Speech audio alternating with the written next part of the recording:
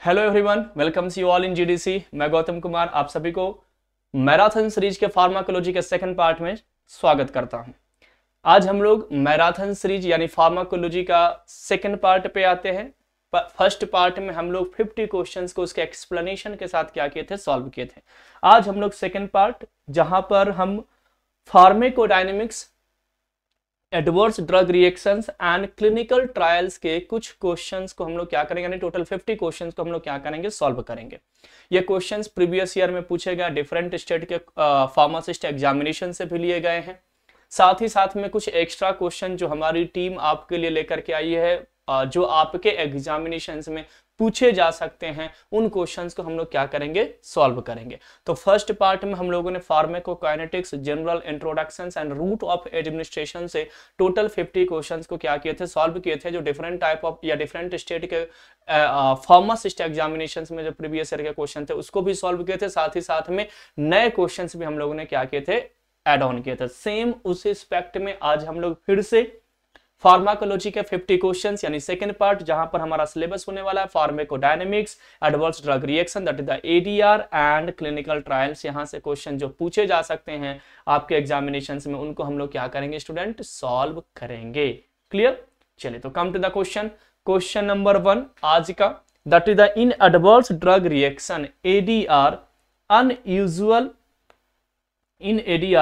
Unusual unexpected drug effect are known as.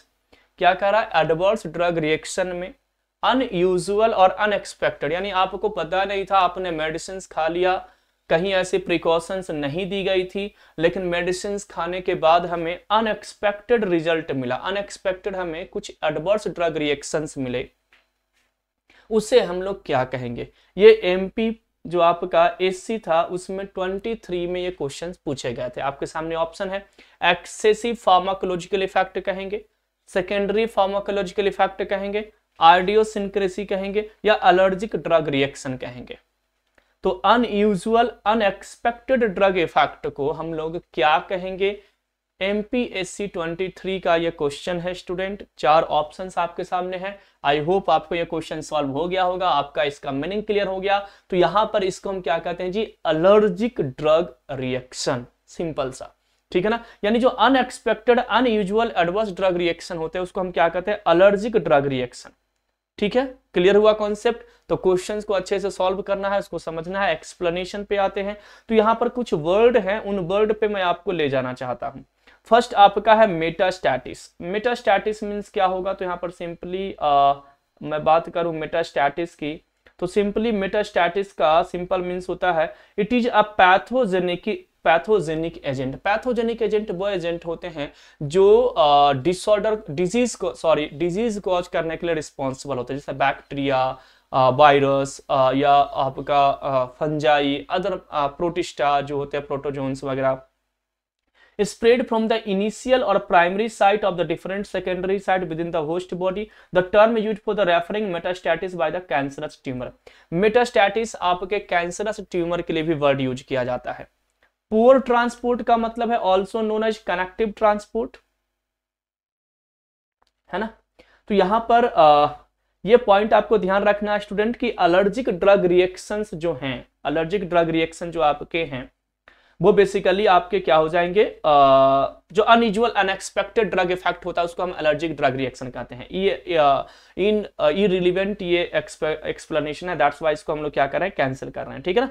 चलिए next question पे आते हैं। Next question is pharmacodynamics involve the study of following. Pharmacodynamics involve the study of following. Pharmacodynamics में क्या क्या आते हैं, इनमें क्या क्या चीजें हम करते हैं। तो मैंने आपको बताया था कि फार्माकोकाइनेटिक्स का सिंपल मतलब होता है, आप लोगों ने कहीं ना कहीं पढ़ा होगा, कहीं ना कहीं सुना होगा कि फार्माकोकाइनेटिक्स मींस होता है what the body does with drug. Body drug के साथ क्या कर रही है, that is the pharmacokinetics, and what the drug does with body is pharmacodynamics, है ना।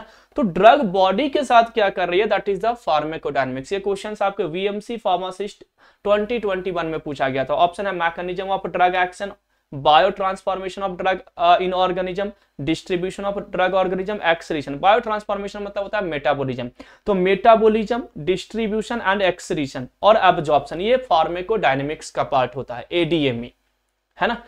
mechanism of drug action and principle of drug action is the part of pharmacodynamics. Is this clear? तो that's why here options A is correct. Option A क्या होगा, correct होगा। देखो कितना simple सा question पूछा गया था यहाँ पर। सिंपली एक्सप्लेनेशन है, pharmacon means drug and dynamics means power. Power किसके पास है? ड्रग के पास। और पावर अगर ड्रग के पास है तो उस पावर को ड्रग क्या करेगा? हमारी बॉडी के ऊपर शो करेगा, उसको अप्लाई करेगा और हमारे डिसऑर्डर को क्या करेगा? ठीक करेगा। तो it is study the dealing with the effect of drug on the body. अगर ड्रग हमारी बॉडी में गई है तो वो ड्रग हमारी बॉडी में कौन सा इफेक्ट शो कर रही है, कौन सा इफेक्ट कॉज कर रही है, उसी को हम क्या कहते हैं? फार्माकोडायनेमिक्स कहते हैं। Pharmacodynamics is the study of biochemical effect of drug, physiological effect of drug, mechanism of drug action and adverse drug reactions. क्या करा जी? बायोकेमिकल इफेक्ट यानी ड्रग हमारी बॉडी में गई तो बायोलॉजिकली उसका क्या इफेक्ट रहा, फिजियोलॉजिकली हमारे फिजियोलॉजिकल फंक्शन पे क्या इफेक्ट कॉज किया, ड्रग का मैकेनिज्म ऑफ एक्शन क्या रहा और ड्रग का एडवर्स इफेक्ट क्या रहा। ये सभी के सभी आपका क्या है? फार्माकोडायनेमिक्स। और simply pharmacodynamics is the what the drug does with the body. वो ड्रग बॉडी के साथ क्या कर रही है, that is the pharmacodynamics. Simple सा ये आपका एक्सप्लेनेशन था। नेक्स्ट क्वेश्चन इसरो 2021 से है। इसरो जो आपका एग्जामिनेशन हुआ था 2021 में, यहां से क्वेश्चन आए थे। The phenomena administration of drug, the phenomenon administration of a drug resulting in cell receptor blockage is repeated. क्या कह रहा था? फिनोमिनन, उस फिनोमिनन यानी उस फिनोमिना की बात कर रहा है, administration of drug resulting in a cell receptor, यानी जब हम ड्रग को एडमिनिस्टर किया तो सेल के रिसेप्टर को ब्लॉक कर रहा है, उसको हम क्या कहेंगे? टेकीफाइलेक्सिस, सिनर्जिज्म, टॉलरेंस और आइडियोसिनक्रेसी। टोटल 4 ऑप्शन है। ड्रग हमने लिया, हमारे रिसेप्टर को जाकर के ब्लॉक कर रहा है, उस फिनोमिना को हम लोग क्या कहेंगे जी? टेकीफाइलेक्सिस, टेकी मतलब बढ़ना, सिनर्जिज्म, सिनर्जिज्म मतलब क्या होता है? प्रमोट करना एक दूसरे को, टॉलरेंस मतलब टॉलरेट करना, बर्दाश्त करना, एंड आइडियोसिनक्रेसी। तो यहां पर क्या होगा करेक्ट आंसर? तो यहां पर करेक्ट आंसर होगा आपका टेकीफाइलेक्सिस, यानी वहां पर चीजों को क्या किया जाएगा? बढ़ाया जाएगा। तो समझना यहां पर क्या पॉइंट करा? टेकीफाइलेक्सिस मींस होता है appearance of progressive decrease in response. ऐसा आपको दिख रहा है अपीयरेंस इन प्रोग्रेसिव डिक्रीज, यानी रिस्पॉन्स का कम होना to given dose after repetitive administration of pharmacological active substance, यानी जैसे जैसे हम डोज बढ़ा रहे हैं, ड्रग दे रहे हैं बॉडी में, उस केस में ड्रग ने अपना एक्शन शो करना शुरू किया और डिक्रीज होना, यानी जो हमारा एक्टिविटीज है या जिस पर्पस के लिए हम यूज कर रहे थे वो डिक्रीज होना, दैट इज द टेकीफाइलेक्सिस। सिनर्जिज्म, अगर हम दो कंबाइंड ड्रग को यूज कर रहे हैं और वो दोनों एक दूसरे की प्रॉपर्टीज को बढ़ा रहे हैं, उसे हम क्या कहते हैं? सिनर्जिज्म। टॉलरेंस यानी रिक्वायरमेंट ऑफ हायर डोज, जैसे मान के चलो आपने एंटीबायोटिक्स वगैरह में डिस्कस किया होगा कि अगर हम एक मान के चलो पेनिसिलिन, नेचुरल पेनिसिलिन जी है। अब नेचुरल पेनिसिलिन जी क्या करता है? बैक्टीरिया को इनहिबिट करता है। बैक्टीरिया को क्या करता है? इनहिबिट करता है। कुछ टाइम के बाद बैक्टीरिया ने उसके अगेंस्ट क्या डेवलप कर लिया? रेजिस्टेंस। रेजिस्टेंस का मतलब होता है कि अब उस पेनिसिलिन से वो बैक्टीरिया नहीं मरेगा। आया समझ में? सेम एस्पेक्ट अगर हम अपनी बॉडी पे अप्लाई कर दें, यानी कि जो रेजिस्टेंस प्रॉपर्टी बैक्टीरिया के अंदर किसी ड्रग के अगेंस्ट हुआ, सेम प्रॉपर्टीज अगर हमारे अंदर उसको अप्लाई कर दें तो उसे हम क्या कहते हैं? टॉलरेंस। यानी कि जैसे मान के चलो अल्कोहल, आप स्टार्टिंग में अल्कोहल लेते हैं तो मे बी वॉमिटिंग हो सकती है, हेलुसिनेशन बहुत ज्यादा हो सकता है, लेकिन बाद में क्या होता है? धीरे धीरे आप हैबिचुअल हो जाते हैं उन चीजों को, यानी बॉडी उस डोज को टॉलरेट कर लिया, तो वो टॉलरेंस बिहेवियर होती है। एंड आइडियोसिनक्रेसी मींस क्या होता है? Abnormal reaction of a drug. Drug का अबनॉर्मल रिएक्शन होना जेनेटिकली, है ना? तो जेनेटिकली डिटरमाइंड और dependent abnormal reaction to a drug, drug का अबनॉर्मल रिएक्शन होना आइडियोसिनक्रेसी कहलाता है। तो दैट्स बाय यहां पर ये चारों का एक्सप्लेनेशन हमने क्लियर कर दिया और यहां पर आपका ऑप्शन क्या होगा जी? टेकीफाइलेक्सिस होगा। Come to the next question. A drug with narrow therapeutics window, a drug with narrow therapeutics windows, ये आपका CGHS बैंगलोर 2019 का क्वेश्चन है। वैसे ड्रग जिसकी थेरापेटिक्स विंडोज नैरो है यानी कि कम है, उस ड्रग को हम क्या कहेंगे? तो can be used over a wide range of doses, यानी जिसका थेरापेटिक्स जो विंडोज है वो कम है तो उसको क्या यूज करेंगे? Can be used over a window range of doses, has a limited possibility of side effect in higher dose, has a low safety margin and safer than drug with a high therapeutics window. तो ये 4 options हैं, इसके correct answer क्या होंगे? जल्दी से आप reply कीजिए इसका। तो नैरो थेरापेटिक्स विंडोज अगर किसी ड्रग के पास होता है स्टूडेंट, तो has a low safety margin. Drug की सेफ्टी मार्जिन क्या होती है, कम होती है। ये पॉइंट आपको याद रखना। अगर नैरो थेरापेटिक्स विंडोज हैं ड्रग के, तो उस केस में आपके थेरापेटिक्स विंडोज का मतलब अभी मैं आपको क्लियर कर रहा हूं, तो उस ड्रग का क्या होगा, सेफ्टी मार्जिन, यानी जो ड्रग की सेफ्टी मार्जिन, यानी ड्रग हमारे लिए सेफ है या नहीं है, ये क्या होगा स्टूडेंट, बहुत ही कम होंगे। तो has a low safety margin, यहां पर क्या होंगे, एक्शन होंगे। क्या करा, the therapeutics index is a quantitative measurement of relative safety of a drug. Therapeutics index actually आपने पढ़ा होगा कि it is a ratio between जो आपका लीदल डोज होता है और इफेक्टिव डोज होता है, इन दोनों के रेशियो को हम थेरापेटिक्स इंडेक्स कहते हैं। इफेक्टिव डोज यानी कि वो ड्रग का डोज या कंसंट्रेशन जिसमें 50% क्या होते हैं, इफेक्ट हमें मिलते हैं एनिमल्स के ऊपर, उसको हम क्या कहते हैं, थेरापेटिक्स डोज कहते हैं।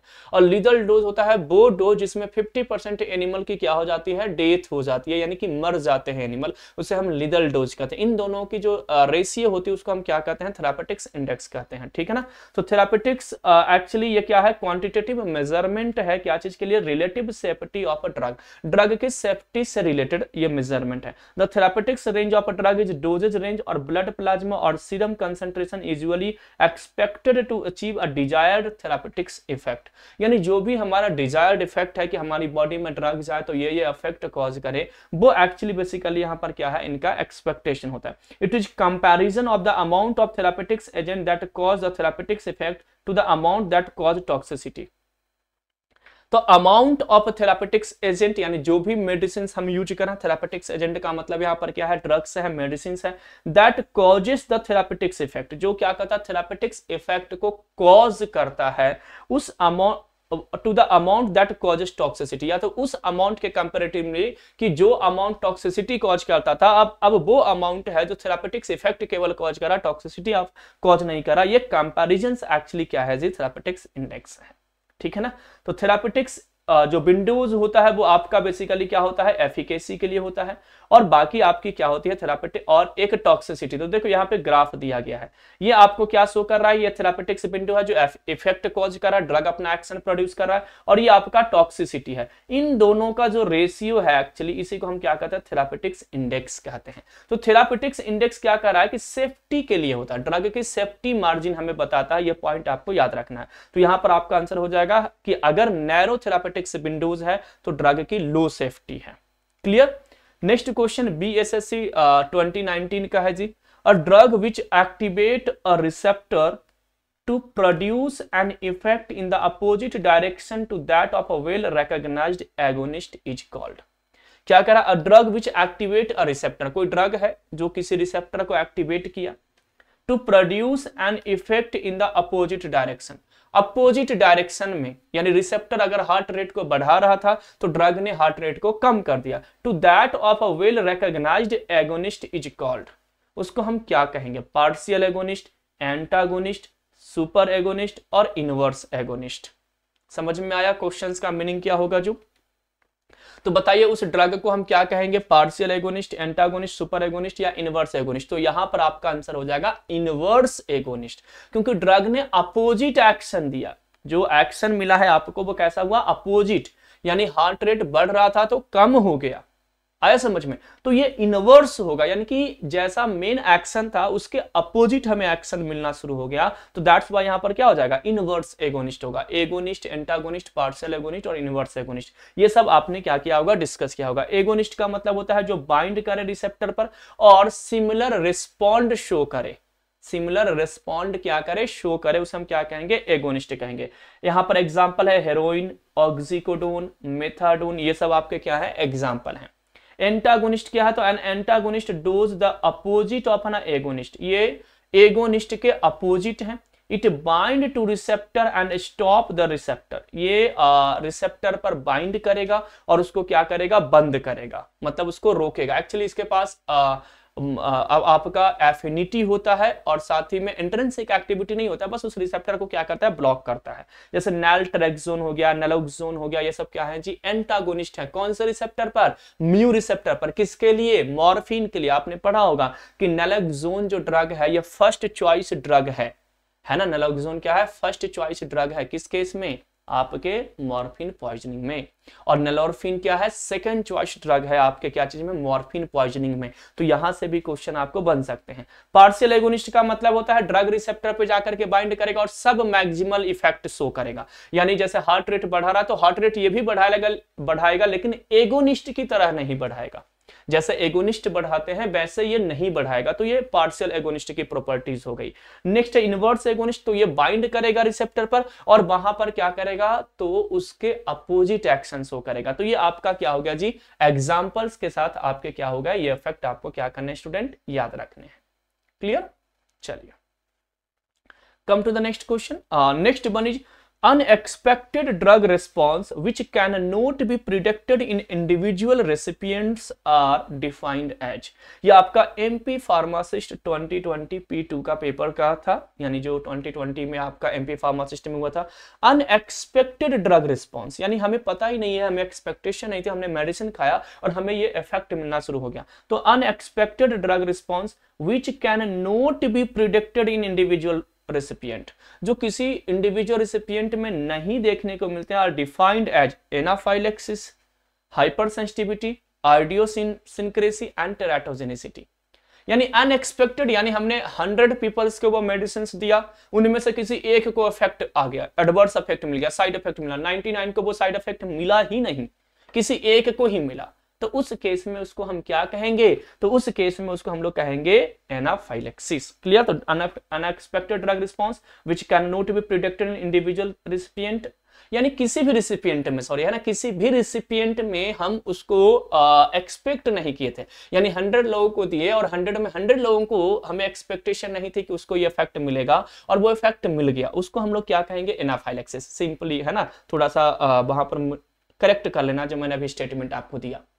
यानी ये क्या कर रहा है कि ड्रग का वो रिस्पांस जो अनएक्सपेक्टेड था, किसी में भी देखने को, मतलब किसी में भी हम नहीं देख सकते थे, यानी किसी में हमने एक्सपेक्ट नहीं किया था, उसको हम लोग क्या कहेंगे, एनाफाइलेक्सिस। तो एनाफाइलेक्सिस का मतलब है it is a severe potentially life threatening allergic reaction. Allergic reaction है, हमने एक्सपेक्ट नहीं किया था कि ड्रग खाने के कारण हमें ये एलर्जिक रिएक्शन होगा, तो उसको हम लोग क्या कहेंगे, anaphylaxis. It can occur within second or minutes of exposure to something you are allergic to, such a peanuts or bee stings, यानी कि समटाइम्स आपके बी स्टिंग्स, यानी जो मधुमक्खियां होती है वो आपको डंक मार के चली जाती है, तो उस केस में आपको एलर्जिक रिएक्शन वगैरह हो जाते हैं। ये सब अनएक्सपेक्टेड होता है, समटाइम बहुत ज्यादा हाइपर कंडीशंस लेकर के आ जाते हैं।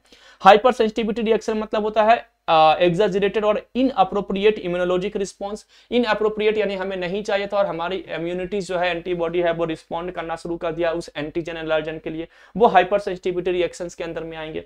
आइडियोसिनक्रेसी यानी कि ये जेनेटिकली डिटरमाइंड है, अब नॉर्मल रिएक्शंस होता है, किसी ड्रग को पार्टिकुलरली किसी में देखने को मिलता है। और टेराटोजेनिसिटी क्या होता है, फीटस के अंदर में, यानी अगर कोई मॉम जो है, यानी प्रेग्नेंट वीमेंस जो है, अगर कोई मेडिसिन खा लिया है जिसका टेराटोजेनिसिटी इफेक्ट है, साइड इफेक्ट है, तो उसके फीटस में क्या होगा, अब नॉर्मल ग्रोथ होगा। ठीक है ना, उसी को हम क्या कहते हैं, टेराटोजेनिसिटी।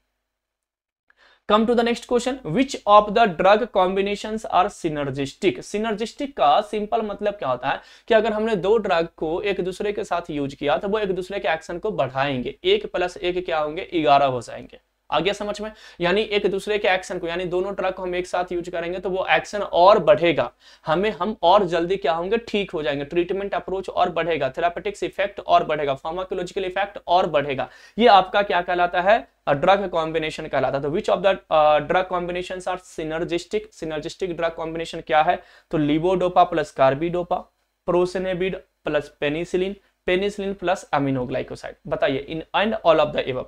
4 ऑप्शन है, बीएसएससी 2019 का क्वेश्चन है, इनमें से कौन से ड्रग हैं जो सिनर्जिस्टिक इफेक्ट शो करते हैं, यानी एक दूसरे के साथ अगर हम यूज कर रहे हैं कॉन्करेंटली तो उस केस में वो ड्रग क्या कर रहा है, एक्शन को इंक्रीज कर रहा है, एक दूसरे के एक्शन को क्या कर रहा है, तो एक दूसरे के एक्शन को प्रमोट कर रहा है। तो क्या हो जाएगा उसका आंसर यहाँ पर, तो यहाँ पर हो जाएगा ऑल ऑफ द एबव, यानी कि सारे के सारे आंसर। लीवोडोपा कार्बिडोपा के साथ आप यूज करोगे तो एक्शन क्या होंगे, बढ़ेंगे, डोपामिनर्जिक प्रॉपर्टी आपको बढ़ेगा। ये बेसिकली आपको कहां पर देखने को मिलता है, पार्किंसन के केस में हम यूज करते हैं। प्रोबेनिसिड अगर पेनिसिलिन के साथ यूज करोगे तो एंटीबायोटिक्स प्रॉपर्टी और इंक्रीज होगी। पेनिसिलिन को अगर एमिनोग्लाइकोसाइड के साथ भी यूज करोगे, दोनों एंटीबायोटिक्स हैं, तो उस केस में भी आपकी प्रॉपर्टी जो है बेसिकली वो क्या होगी, इंक्रीज होगी, है ना। ये समझ में आ गया, तो ये सिनर्जिस्टिक इफेक्ट है। तो लिवोडोपा, कार्बिडोपा ये पार्किंसन डिजीज में मैंने आपको बताया। ये सिंगल डोज थेरेपी में यूज होंगे एंटीबायोटिक्स के लिए, प्रोबेनेसिड और पेनिसिलिन। और स्ट्रेप्टोकोकल इन्फेक्शंस में आपको कौन से यूज होते हैं, पेनिसिलिन अमीनोग्लाइकोसाइड के साथ कॉम्बिनेशन में देखने को मिलते हैं। Clear. Come to the next question, that is the teratogenicity refers to. Teratogenicity को हम क्या कहते हैं? टेराटोजेनिसिटी अभी मैंने आपको बताया था इसका meaning, ability to cause defect in the eyes. MPSC 23 का क्वेश्चन है। Ability to cause defect in the eyes, ability to cause defect in the ears, ability to defect in the bones and ability to defect in the fetus। अभी मैंने आपको बताया था कि teratogenicity क्या होता है, जब कोई प्रेग्नेंट विमेंस किसी ड्रग को लेती है और उस ड्रग के कारण उसके अंदर जो बेबीज की ग्रोथ हो रही है, यानी जो फीटस का ग्रोथ हो रहा है, उसके ऑर्गन्स अब नॉर्मल हो जाएंगे, यानी प्रॉपर ग्रोथ नहीं होगा, ग्रोथ रिटार्ड हो जाएगा। उसी को हम क्या कहते हैं, टेराटोजेनिसिटी कहते हैं। तो टेराटोजेनिसिटी का सिंपल मतलब हो जाएगा ability to cause defect in the foetus, यानी छोटे बच्चे में, फीटस में एबिलिटी डिफेक्ट आना, दैट इज द टेराटोजेनिसिटी। तो ऑप्शन डी यहां पर क्या हो जाएगा, करेक्ट आंसर होगा। क्लियर। तो देखिए यहां पर बेबीज की ग्रोथ कैसी हुई, एकदम अनएक्सपेक्टेड ग्रोथ हुई है। हाथ उसके कैसे हैं, उसके पैर ऐसे, मतलब कि प्रॉपर ग्रोथ नहीं होगा बेबीज का। ये इस टाइप की जो ग्रोथ होती है वो क्या कहलाती है, आपकी टेराटोजेनिसिटी कहलाती है। तो teratogenic drug, teratogen is an agent that can disturb the development of the embryo और फिटस। जो फिटस और जो एम्ब्रियो होते हैं उनके डेवलपमेंट में जो रिटार्ड करता है, उसको हार्म करता है, उसी को हम क्या कहते हैं, टेराटोजेनिक ड्रग होते हैं। Teratogens halt the pregnancy, produce a congenital malformation, birth defect आपका होगा जी। Classes of teratogens include radiations, maternal infections, chemicals, drug, ये सब के कारण होते हैं।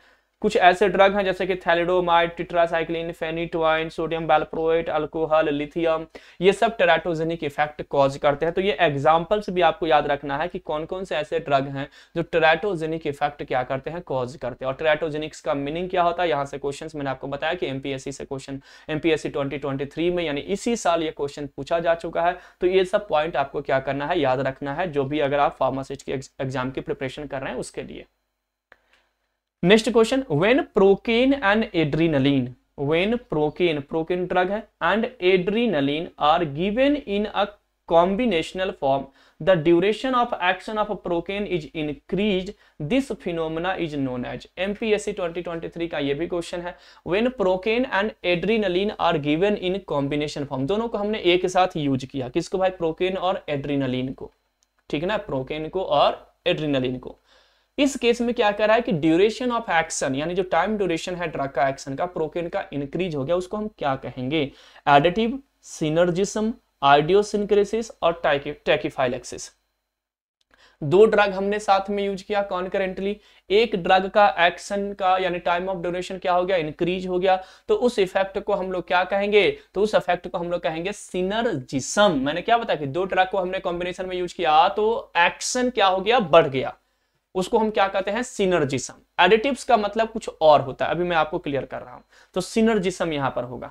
तो देखिए क्या कर रहा है जी, एडिटिव्स मतलब होता है effect of a drug A plus B, effect of a drug A plus और अफेक्ट ऑफ बी, यानी ए और बी दोनों का अफेक्ट बढ़ेगा, दोनों एड ऑन हो जाएगा, तो वो एडिटिव्स कहलाते हैं। सुपरा एडिटिव्स मतलब हो गया effect of drug A plus B is greater than effect of drug A plus effect of drug B, तो ये आपका होता है सुपरा एडिटिव्स। तो यहां पर सिंपली आपको समझना है कि when two or more drug given simultaneously, एक साथ अगर हम दोनों ड्रग को देते हैं in a quick succession, the action of drug is facilitated increased by the other, they are called synergistic। उसी को हम क्या कहते हैं, synergistic कहते हैं। अब एक एडिटिव है, the effect of the two drug in the same direction and the simply adapts। एक ही डायरेक्शन में हमने दो ड्रग को यूज किया और दोनों ड्रग एक ही डायरेक्शन में एक्शन को प्रोड्यूस कर रहे हैं, वो क्या कहलाते हैं, आपका एडिटिव्स कहलाते हैं। नाइट्रस ऑक्साइड, हेलोइथिन को साथ में हम जनरल एनेस्थेटिक में यूज करते हैं। आपको पता है ना, नाइट्रस ऑक्साइड और हेलोइथिन, हेलोइथिन 2% ही ओनली यूज होता है, जिस कारण से क्या होता है, इसका कंसंट्रेशन बहुत कम होने के कारण इसका डिफ्यूजन रेट कम होता है। इसके लिए हम नाइट्रस ऑक्साइड को हम क्या करते हैं, कॉम्बिनेशन में यूज करते हैं। अराउंड 70 to 80% नाइट्रस ऑक्साइड किसके साथ यूज होता है, आपके हेलोथिन के साथ यूज होता है, जिसके कारण क्या होती है, हेलोथिन की जो डिफ्यूजन प्रॉपर्टीज है वो फास्ट हो जाती है और ड्रग इजिली कहां पर चला जाता है, सीएनएस में। इसको हम सेकंड गैस इफेक्ट भी कहते हैं। एनेस्थेटिक के केस में, जनरल एनेस्थेटिक के केस में इसको हम क्या कहते हैं, सेकंड गैस इफेक्ट भी कहते हैं। तो ये भी पॉइंट आपको याद रखना है। तो नाइट्रस ऑक्साइड और हेलोइथन ये एक दूसरे के तरफ एक्शन को प्रमोट करने, एक दूसरे के एक्शन को क्या किए, उसी डायरेक्शन में लेकर के गए, उसको हम क्या कहते हैं, एडिटिव्स। एक होता है सुप्रा एडिटिव्स। सुप्रा एडिटिव्स मींस होता है student the effect of combination is greater then the individual effect of the components. यहां पर हेलोइथन, पहले केस में एडिटिव्स में हेलोइथन ने भी अपना काम किया और आपका जो नाइट्रस ऑक्साइड था, दोनों ने अपना काम किया, एक ही डायरेक्शन में काम किया। लेकिन यहां पर सुप्रा एडिटिव में क्या कह रहा है कि अगर हम इंडिविजुअल ड्रग को यूज करते और उस केस में अगर हम दो ड्रग को कॉम्बिनेशन में यूज कर रहे हैं तो एक्शन बूस्टअप हो गया, बढ़ गया। एक दूसरे के एक्शन को इन्होंने क्या किया, एड ऑन कर दिया। जैसे कि प्रोकेन को एड्रेनालिन के साथ यूज करते हैं तो लोकल एनेस्थेटिक प्रॉपर्टी क्या होता है, इंक्रीज होता है। तो ये आपका सुप्रा एडिटिव्स कहलाते हैं, जिसको हम पोटेंशिएशन ड्रग भी कहते हैं। तो क्लियर हुआ इसका कंसेप्ट, क्या होते हैं एडिटिव, सुप्रा एडिटिव्स या सिनर्जिज्म। नेक्स्ट क्वेश्चन पे आते हैं, question number 385। Two structurally different drug providing same experimental condition. Two structurally different drug, दो स्ट्रक्चरली जो डिफरेंट ड्रग्स हैं, providing same experimental condition, same experimental condition provide करते हैं, are said to be clinical response under same MPNHM 2022 का question है। The two structurally different drugs providing same experimental condition. दो drug है जी structurally different है दोनों, लेकिन सेम एक्सपेरिमेंटल कंडीशन प्रोवाइड कर रहा है। इस क्लिनिकल रिस्पॉन्स को हम क्या कहेंगे जी, केमिकली इक्विवेलेंट कहेंगे, बायोलॉजिकली इक्विवेलेंट कहेंगे, थेराप्यूटिकली इक्विवेलेंट कहेंगे या क्लिनिकली बायो इक्विवेलेंट कहलाएंगे। तो ड्रग क्या है, डिफरेंट है स्ट्रक्चर वाइज, लेकिन एक्सपेरिमेंटल कंडीशंस क्या है, सेम है, क्लिनिकल रिस्पॉन्स क्या है, सेम है। तो उसको हम क्या कहेंगे, कौन सा इक्विवेलेंट कहेंगे, तो इसको हम लोग कहेंगे आपका थेराप्यूटिकली इक्विवेलेंट, क्योंकि क्लिनिकल रिस्पॉन्स, क्लिनिकल रिस्पॉन्स का मतलब हुआ थेराप्यूटिक्स इफेक्ट देना। क्लिनिकल रिस्पॉन्स का सिंपल मतलब हुआ थेरापेटिक्स इफेक्ट। तो ड्रग का स्ट्रक्चर अलग है लेकिन क्लिनिकल रिस्पॉन्स यानी कि फार्माकोलॉजिकल एक्शन सेम दे रहा है, तो उस ड्रग को हम क्या कहेंगे, तो उस ड्रग को हम कहेंगे थेरापेटिकली इक्विवेलेंट ड्रग। दोनों ड्रग जो है थेरापेटिकली यानी कि फार्माकोलॉजिकली यानी थेरेपीज के लिए, ट्रीटमेंट के लिए as a equivalent property cause कर रहे हैं, भले ही उनका स्ट्रक्चर अलग था। तो ये थेरापेटिकली इक्विवेलेंट हो गया। यहां पर क्या है, तो बायो इक्विवेलेंस का मतलब है it is relative term which denote that the drug substance in two or more identical doses form. It is relative term है which denote that the drug substance in two or more identical doses form reaches the systemic circulation। कहां पर reach करता है, systemic circulation at the same relative rate and to the same relative extent। तो it is a relative term है which denote that the terms जो drug substance है two or more identical doses form है, systemic circulation में reach किया at the same relative rate, उसी को हम बायो इक्विवेलेंस कहते हैं। यानी बायो अवेलेबिलिटी लगभग सेम है, दोनों ड्रग का बायो अवेलेबिलिटी सेम होना, that is the bio equivalence. Therapeutics equivalence यानी दो ड्रग का थेरापेटिकल इफेक्ट जो है यानी फार्माकोलॉजिकल जो इफेक्ट है, जो क्लिनिकल रिस्पॉन्स है वो सेम है, तो वो क्या कहलाएगा, therapeutical equivalence. Chemical equivalent, the drug product contain the same active compound in the same amount, यानी जो एक्टिव ड्रग कंपाउंड है वो सेम अमाउंट में प्रेजेंट है किसी ड्रग के अंदर में, दो कंपाउंड है और दोनों सेम ही अमाउंट में प्रेजेंट है, तो उसको हम कहते हैं केमिकली इक्विवेलेंट। तो ये टर्म्स पे आपको काम करना था। देखिए यहां से क्वेश्चंस आपको पूछा जा चुका है, तो इन सब टर्म्स के बारे में आपको बहुत अच्छे से याद करके जाना है एग्जामिनेशन में कि बायो इक्विवेलेंस क्या होता है, थेरापेटिक्स इक्विवेलेंस क्या होता है, केमिकली इक्विवेलेंट क्या होता है, ये सारे टर्म्स पे आपको फोकस करना है। Come to the next question, which one of the following drug used to treat cyanide poisoning। क्या कह रहा है, which one of the following drug used to treat cyanide poisoning। cyanide poisoning BFUHSP 2022 का question है, cyanide poisoning में कौन से drug use होते हैं, quinidine, amyl nitrate, nicorandil and nifedipine. Which one of the following drug use to treat cyanide, यानी cyanide की अगर किसी ने पॉइजनिंग ली है, उसका ओवरडोज हो गया या साइनाइड लेकर के कोई सुसाइड करना चाहता है, उस केस में कौन सा ड्रग जो है इसको ठीक करने के लिए यूज होंगे? Quinidine, amyl nitrate, nicorandil and nifedipine. तो यहां पर आपको सिंपली ये इसका आंसर हो जाएगा स्टूडेंट अमाइल नाइट्रेट। तो अमाइल नाइट्रेट याद रखना कि साइनाइड पॉइजनिंग में क्या होते हैं, यूजफुल होते हैं। तो देख लेते हैं एक बार लिस्ट कौन कौन से ड्रग हैं और उनके एंटीडोट क्या है। एंटीडोट से क्वेश्चन पूछे जाते हैं स्टूडेंट, तो इसको आपको बहुत अच्छे से ध्यान रखना है। एंटीडोट से क्वेश्चन बनते हैं। अल्कलाइंस ड्रग की अगर पॉइजनिंग हुई है तो डाइल्यूट एसिटिक एसिड विनेगर देते हैं। एट्रोपिन की पॉइजनिंग हुई है, एट्रोपाबेलाडोन आपने पढ़ा होगा, तो उसमें हम फिजोस्टिगमिन देते हैं। बेंजोडाइजिपाइंस का अगर आपका यानी कि जो नींद लाने वाली मेडिसिन है, सेडेटिव हाइप्नोटिक्स ड्रग है, उसकी ओवरडोजिंग हो गया यानी उसकी पॉइजनिंग हुई है तो फ्लूमाजेनिल ड्रग देंगे। कार्बामेट्स की अगर पॉइजनिंग हुई है तो एट्रोपिन्स देंगे। कैल्शियम चैनल ब्लॉकर की पॉइजनिंग हुई है तो कैल्शियम क्लोराइड देंगे। कार्बामेट्स की होगी तो एट्रोपिन देंगे, कैल्शियम चैनल ब्लॉकर्स की हुई है तो कैल्शियम क्लोराइड देंगे, साइनाइड की हुई है तो amyl nitrate, sodium nitrite and sodium thiosulphate देंगे। ये एग्जांपल्स आपको याद कर लेना है, एंटीडोट का बहुत इंपॉर्टेंट है। डिजॉक्सिन की हुई है तो डिजॉक्सिन इम्यून फैब देंगे। हिपैरिन का हुआ है तो प्रोटामेन सल्फेट ड्रग यूज करेंगे। इंसुलिन का हुआ है तो ग्लूकागोन देंगे। एंटीडोट का मतलब समझते हो ना कि अगर इस ड्रग को लेने से, जैसे मान लो किसी ने बेंजोडाइजिपाम सुसाइड करने के लिए यूज कर लिया, नींद लाने वाली मेडिसिन है, आपने सुना होगा कि नींद खाने वाली मेडिसिन से भी लोग सुसाइड करते हैं, मर जाते हैं गुस्से में, ठीक है ना, जो करना कभी नहीं चाहिए, है ना। तो उस केस में कि अगर आप मान के चलो आपके घर में नींद की गोली और किसी ने गुस्से में खा लिया, तो उस केस में हम क्या कर सकते हैं, तो उसका एंटीडोट होता है फ्लूमाजेनिल। अगर आपने फ्लूमाजेनिल दे दिया तो उस पेशेंट की जान बच सकती है। केवल एंटीडोट देने से नहीं होता, इसका अलग प्रोसेस होता है कि पहले आपको क्या करना पड़ेगा, चारकोल एडमिनिस्ट्रेट करना पड़े। Circulatory support, respiratory support hospitals में देते हैं, फिर आपको चारकोल एडमिनिस्ट्रेट करते हैं, गैस्ट्रिक लवाज करवाते हैं, देन इमेसिस करवाते हैं, उसके बाद हीमोडायलिसिस करवाते हैं, एंटीडोट देते हैं, ऐसे हैं। लेकिन एंटीडोट इंपॉर्टेंट है तो फ्लूमाजेनिल बेंजोडाइजिपाम का, तो ऐसे ये एंटीडोट आपको याद रखना है। मॉर्फिन का एंटीडोट भी आपको याद रखना है। नैलोक्सोन और नैलोरफिन दो ड्रग होते हैं। अभी मैंने आपको प्रीवियस क्वेश्चंस में आपको बताया भी था कि नैलोक्सोन फर्स्ट चॉइस ड्रग है। अगर मॉर्फिन मतलब जो हेरोइन वगैरह का जो नशा करते हैं लोग, उस केस में हम जो ओपियम ड्रग्स होते हैं उस केस में हम नैलोक्सोन नैलोरफिन ड्रग यूज कर सकते हैं। Clear? Come to the next question. It is the usual drug reaction that can not be explained by the inherent properties, यानी ये आपका कुछ ड्रग रिएक्शंस है, साइड इफेक्ट, एडवर्स इफेक्ट के रूप में, जिसको हम इनहेरेंट प्रॉपर्टीज से एक्सप्लेन नहीं कर सकते। तो वही कह रहा कि that can not be explained by the inherent properties of the drug themselves but instead by the some altered characteristic within the patient taking the drug that is called. लेकिन इसके अलावे the drug themselves but instead of the same altered characteristic, इसी type का जो characteristic है within the patient taking the drug that is the called, यानी कि हम कह सकते हैं कि इनहेरेंट प्रॉपर्टीज नहीं है। ड्रग किसी ने लिया और उसका साइड इफेक्ट उनको मिल गया, लेकिन वो इनहेरेंट नहीं, इनहेरेंट मतलब जेनेटिकली नहीं है, लेकिन वो देखने को मिल रहा है दूसरे पेशेंट के साथ, तो उसको हम क्या कहेंगे? ड्रग डिपेंडेंस, थेरापेटिक्स इंडेक्स, आइडियोसिंक्रेसी और teratogenicity.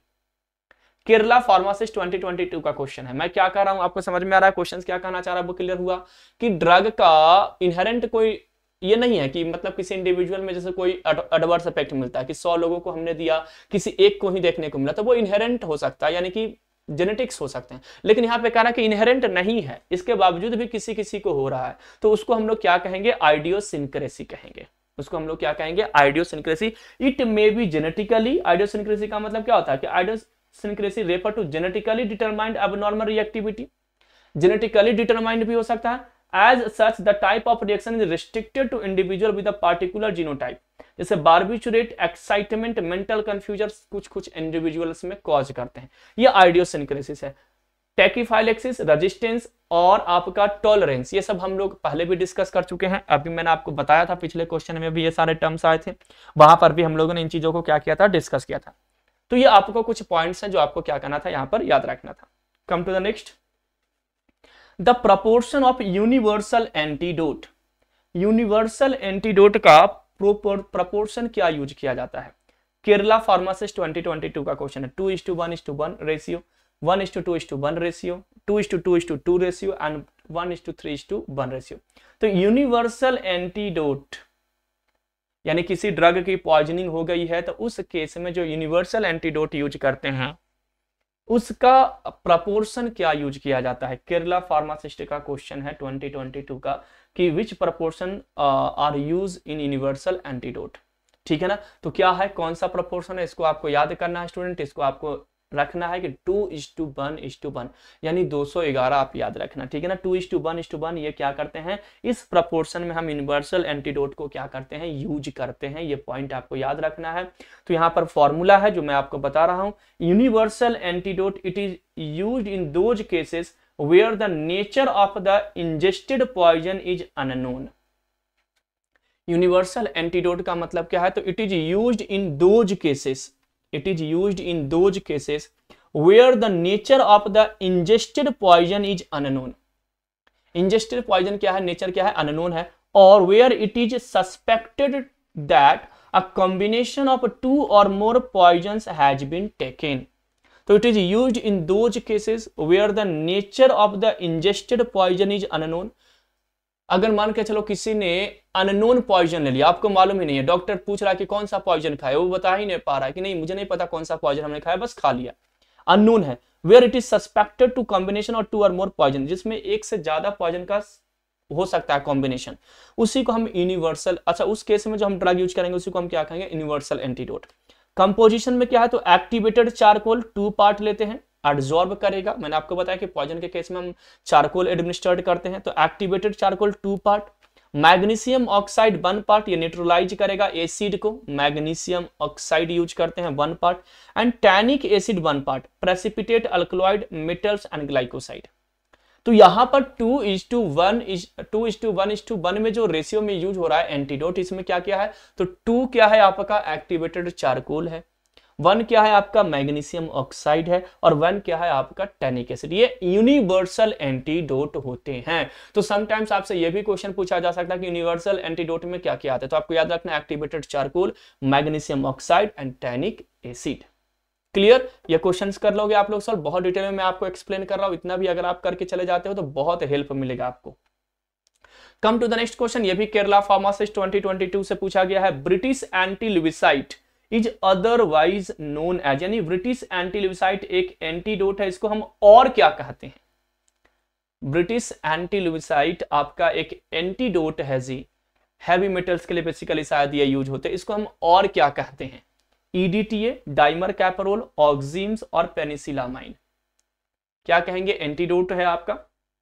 British anti lewisite is otherwise known as EDTA, dimercaprol, oxime, penicillamine. तो यहां पर आपका करेक्ट आंसर हो जाएगा डाइमर कैपरोल। डाइमर कैपरोल को ही हम ब्रिटिश एंटी लिविसाइट भी कहते हैं। अब देखते हैं, तो dimercaprol also known as British anti lewisite, BAL भी इनको कहा जाता है। It is colourless oily liquid develop by British during world war II as an antidote to lewisite. Lewisite के अगेंस्ट इसको एंटीडोट के रूप में वर्ल्ड वॉर II में ब्रिटिशियन कंपनी ने क्या किया था, इसको डेवलप किया था। एन आर्सेनिकल वॉर गैस, लिविसाइट क्या है? लिविसाइट को हम बोलते हैं आर्सेनिक जो गैस होते हैं, तो आर्सेनिक की पॉइजनिंग हो जाएगी। Hence it is known as British anti lewisite, इसलिए इसको ब्रिटिश एंटी लिविसाइट कहते हैं। Dimercaprol chelates arsenic, mercury, lead, other heavy metals. ये हैवी, आपको क्या बताया कि ये हैवी मेटल्स की पॉइजनिंग में बेसिकली यूज होते हैं डाइमर कैपरोल। और किसके हैवी मेटल्स में? तो ये आपके आर्सेनिक की अगर पॉइजनिंग हो जाए, मर्क्यूरी का अगर पॉइजनिंग हो जाए, लीड का हो जाए, या अदर और हैवी मेटल्स की पॉइजनिंग में इसको हम क्या करते हैं, यूज करते हैं। इंट्रामस्कुलर ड्रग को देते हैं, plasma concentration should be mentioned, ये आपको याद रखना है। तो डाइमर कैपरोल यहां पर हो गया, डाइमर कैपरोल का पॉइंट आपको हो गया। हैवी मेटल्स में एज ए एंटीडोट यूज होते हैं, ये भी पॉइंट आपको याद रखना है। Come to the next question, that is the question number 390s. The consumption of a drug repeatedly to produce profound effect on mood and feeling of well-being are called as.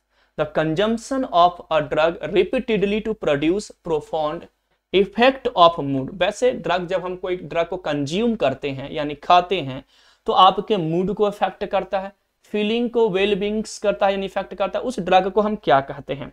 Drug habituation, drug abuse, drug misconduct और misbranded drug. Kerala pharmacist 2022 का फिर से यहां से question था।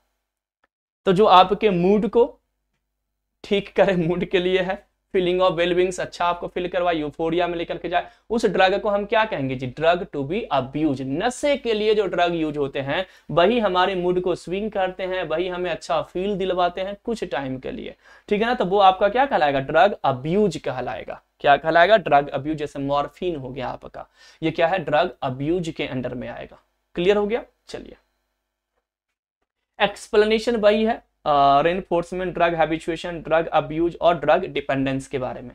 Reinforcement means होता है it is ability to drug to produce effect that the user enjoy and which make him her wish to take it again और induce drug seeking behaviour.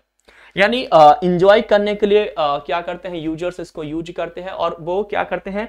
Drug को खोजते हैं, मतलब हमेशा उसको लेने की कोशिश करते हैं। That is the reinforcement. Drug habituation, result of repeated consumption. आप कंटिन्यूअसली उसको यूज कर रहे हो, आप हैबिचुअल हो चुके हो। Produce psychological but physical dependence, है ना? Produce psychological but no physical dependence. Psychological effect है कि आपको लगेगा यार कुछ रह गया है जो हमने आज नहीं लिया है। फिजिकल कुछ भी नहीं है, ऐसा नहीं कि आप वो मेडिसिन नहीं लोगे तो आपके बॉडी में कुछ इफेक्ट पड़ने वाला, कुछ नहीं होने वाला, लेकिन साइकोलॉजिकली आप उसमें क्या हो? डिपेंडेंट हो गए। वो ड्रग हैबिचुएशन में आता है। जैसे कि स्मोकिंग करना ड्रग हैबिचुएशन है, हैबिचुअल हो गए आप, ठीक है ना? उसको नहीं लेने से भी कोई प्रॉब्लम नहीं था, लेकिन साइकोलॉजिकली आप उसके ऊपर डिपेंडेंट है।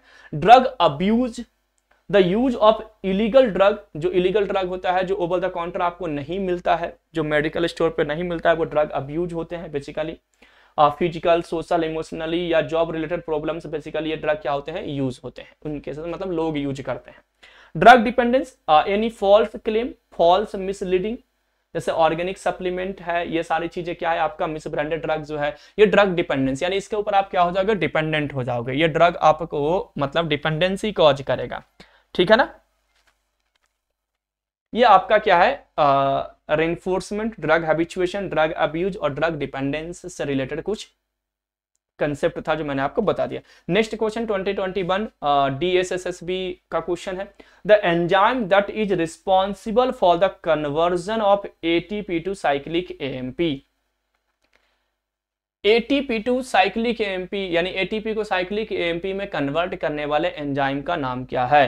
Phosphodiesterase enzyme, adenylyl cyclase enzyme, lipoprotein lipase enzyme and गुआनाइल साइक्लेज enzyme. तो आपने ये कहां पे पढ़ा होगा? ये आपने पढ़ा होगा जब आप GPCR यानी जी प्रोटीन कपल्ड रिसेप्टर आपने डिस्कस किया होगा। वहां पर आपको आपके टीचर्स या अगर आप GDC से पढ़े होंगे तो GDC के टीचर्स, या आप कहीं पर भी डिस्कस किए होंगे, किसी ऑथर्स के बुक में पढ़े होंगे, तो वहां पर आपने एक पढ़ा होगा adenylyl साइक्लेज pathway.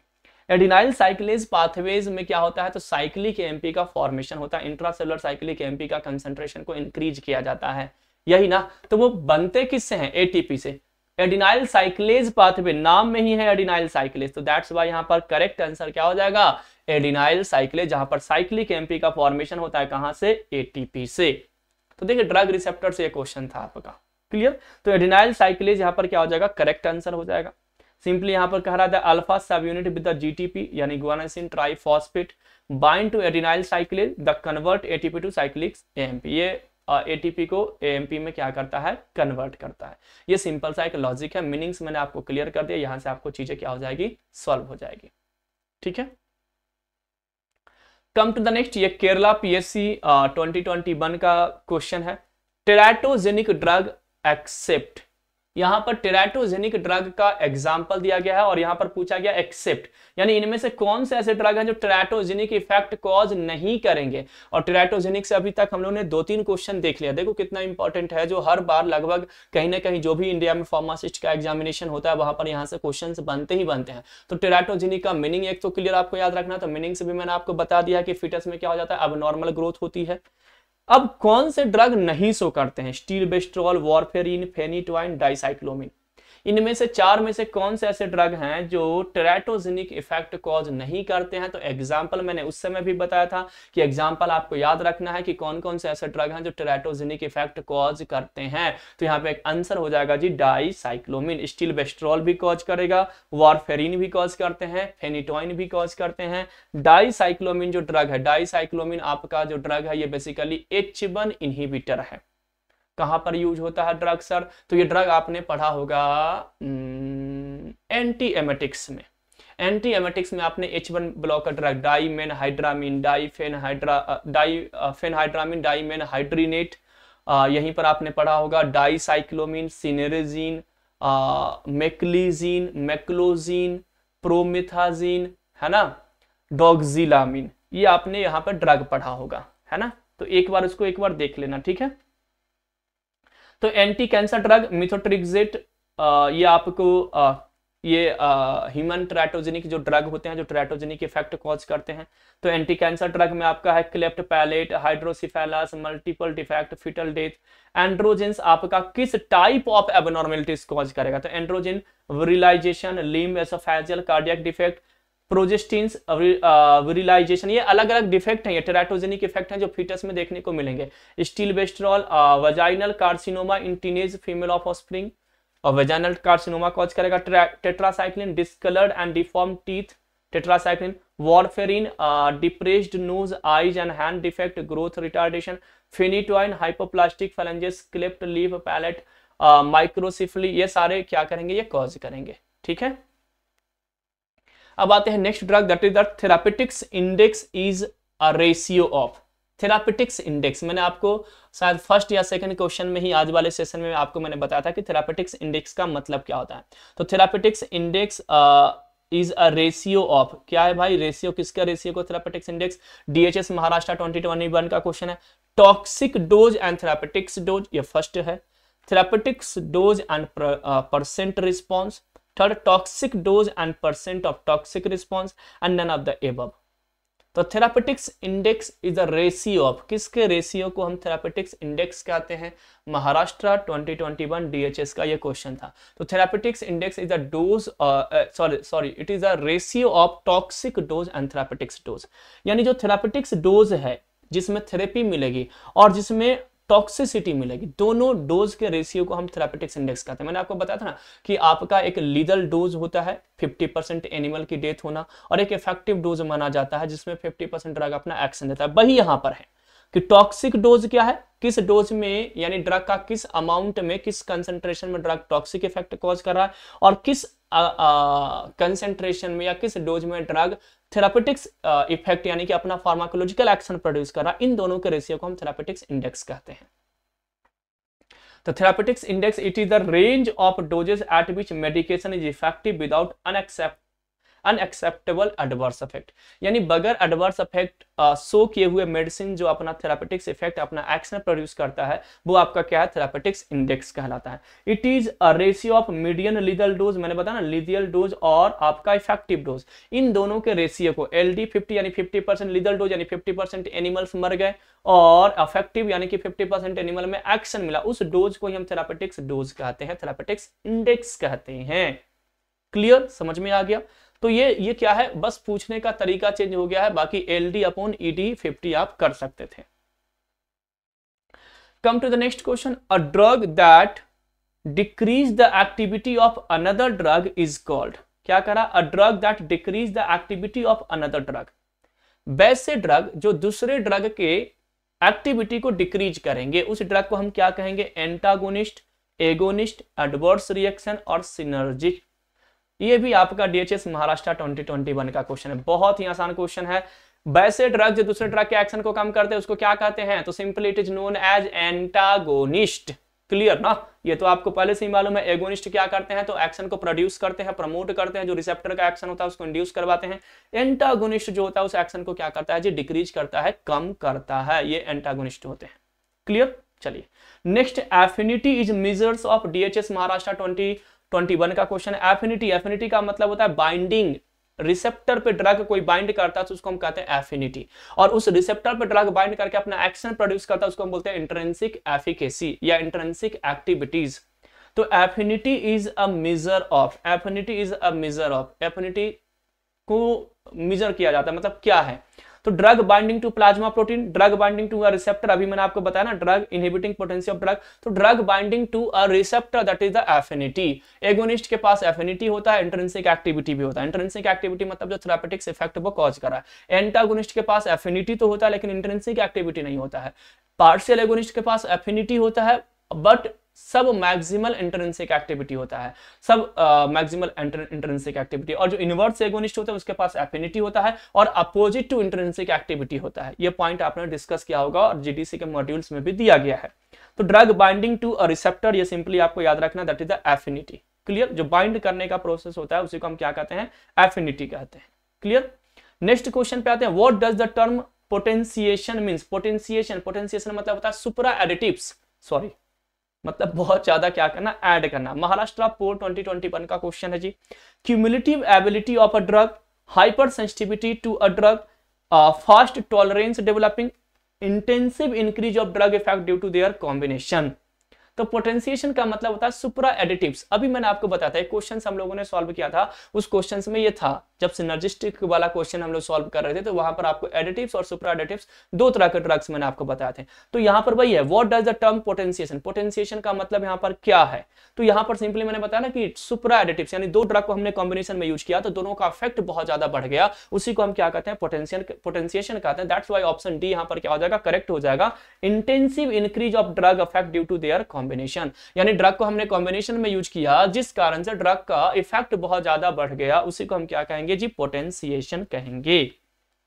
Come to the वही पोटेंशिएशन, वही सुपरा एडिटिव्स ड्रग कॉम्बिनेशन मैंने आपको बताया था, दो ड्रग को हम एक साथ यूज करते हैं उस केस में हमें क्या मिलता है? ये इफेक्ट देखने को मिलता है, जिसको हम क्या कहते हैं? सुपरा एडिटिव्स भी कह सकते हैं या तो इसको हम पोटेंशिएशन कह सकते हैं। सुपरा एडिटिव्स भी क्या है? सिनर्जिज्म के अंदर में ही आएंगे। सिनर्जिज्म में दो आते हैं, एक एडिटिव्स आता है और एक सुपरा एडिटिव्स आते हैं, तो ये उसी के अंडर में आएगा, ये पॉइंट आपको याद रखना है। Come to the next question, phase 4 clinical trials, clinical trials phase 4 NCL pharmacist 2020 का क्वेश्चन है जी। फेज आपने पढ़ा होगा, प्री क्लिनिकल ट्रायल्स एनिमल्स पे होते हैं, उसके बाद क्लिनिकल ट्रायल्स, क्लिनिकल ट्रायल्स में फेज 0 1 2 3 4 आपने पढ़ा होगा।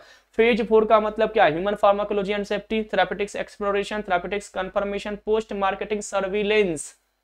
बताइए, ये भी बहुत आसान क्वेश्चन है, इजीली सॉल्व हो जाएगा आपसे। Phase 4 clinical trials are also called, क्या कहेंगे? तो पोस्ट मार्केटिंग सर्विलेंस ना, जब मार्केट में ड्रग लॉन्च हो जाता है उसके बाद जिसको हम फार्माकोविजिलेंस भी कहते हैं, तो फार्माकोविजिलेंस वाला जो पार्ट है वही क्या है जी? आपका फेज 4 क्लिनिकल ट्रायल्स के अंडर में आते हैं, यानी मार्केट में ड्रग जब लॉन्च हो गया है तो उसके बाद उसकी सर्विलेंस की जाती है, that is the phase 4 clinical trials. ये आपका है प्री क्लिनिकल एनिमल स्टडीज होते हैं फेज 0, माइक्रोडोजिंग स्टडीज होता है phase 1 human pharmacology and safety के लिए है, फेज 2 थेरापेटिक्स एक्सप्लोरेशन और डोज रेंजिंग के लिए है, फेज 3 थेरापेटिक्स कंफर्मेशन कंपैरिजन के लिए, phase 4 post marketing surveillance data gathering studies, इन सब के लिए है। ये पॉइंट आपको याद रखना है, आई थिंक आप कर भी लोगे। Come to the next, phocomelia induced by thalidomide, phocomelia induced by thalidomide, thalidomide drug लेने के कारण, डीएचएस महाराष्ट्र 2021 का क्वेश्चन है।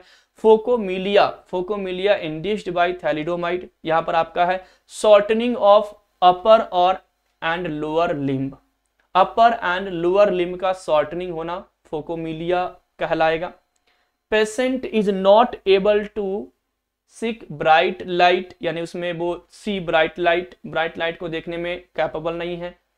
Patient is not willing to enter dark room and none of the above.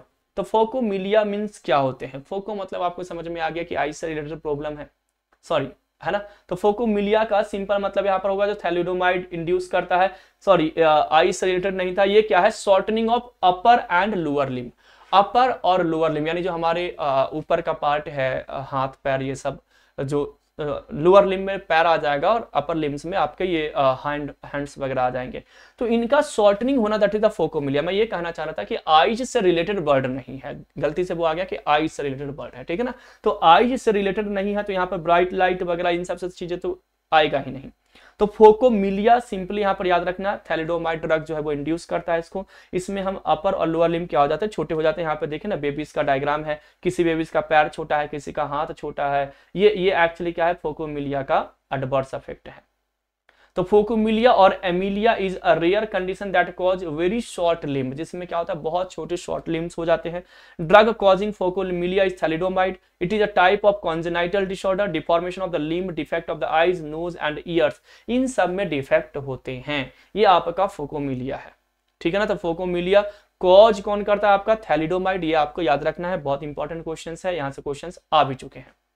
Next question, when a drug bind to a silent receptor, अगर कोई drug जो है वो साइलेंट रिसेप्टर पे जाकर के बाइंड करता है, बीएसएससी, तो क्या होगा, no pharmacological response occurs, the drug get metabolised, neuroendocrine hormones get released and DNA changes occurs. बताइए ना, when a drug bind to a silent receptor, silent receptor पे ड्रग बाइंड करेगा तो बस कुछ टाइम के लिए ही बाइंड करता है, वहां पर वो अपना एक्शन प्रोड्यूस नहीं करता है। प्लाज्मा प्रोटीन को भी हम साइलेंट रिसेप्टर के रूप में ही क्या करते हैं, कंसिडर करते हैं, आपने सुना होगा ना। तो when a drug bind to a silent receptor, तो वो अपना कोई भी एक्शन प्रोड्यूस नहीं करेगा, that's why no pharmacological response यहां पर क्या हो जाएगा, करेक्ट आंसर हो जाएगा। क्लियर। तो when a drug bind to a silent receptor, it means no pharmacological response, कोई भी फार्माकोलॉजिकल रिस्पांस यहां पर देखने को नहीं मिलेगा। यहां पर आपका है silent receptor, the receptor to which agonist bind but does not produce response, मतलब ड्रग तो बाइंड करेगा लेकिन एक्शन प्रोड्यूस नहीं करेगा, ठीक है ना।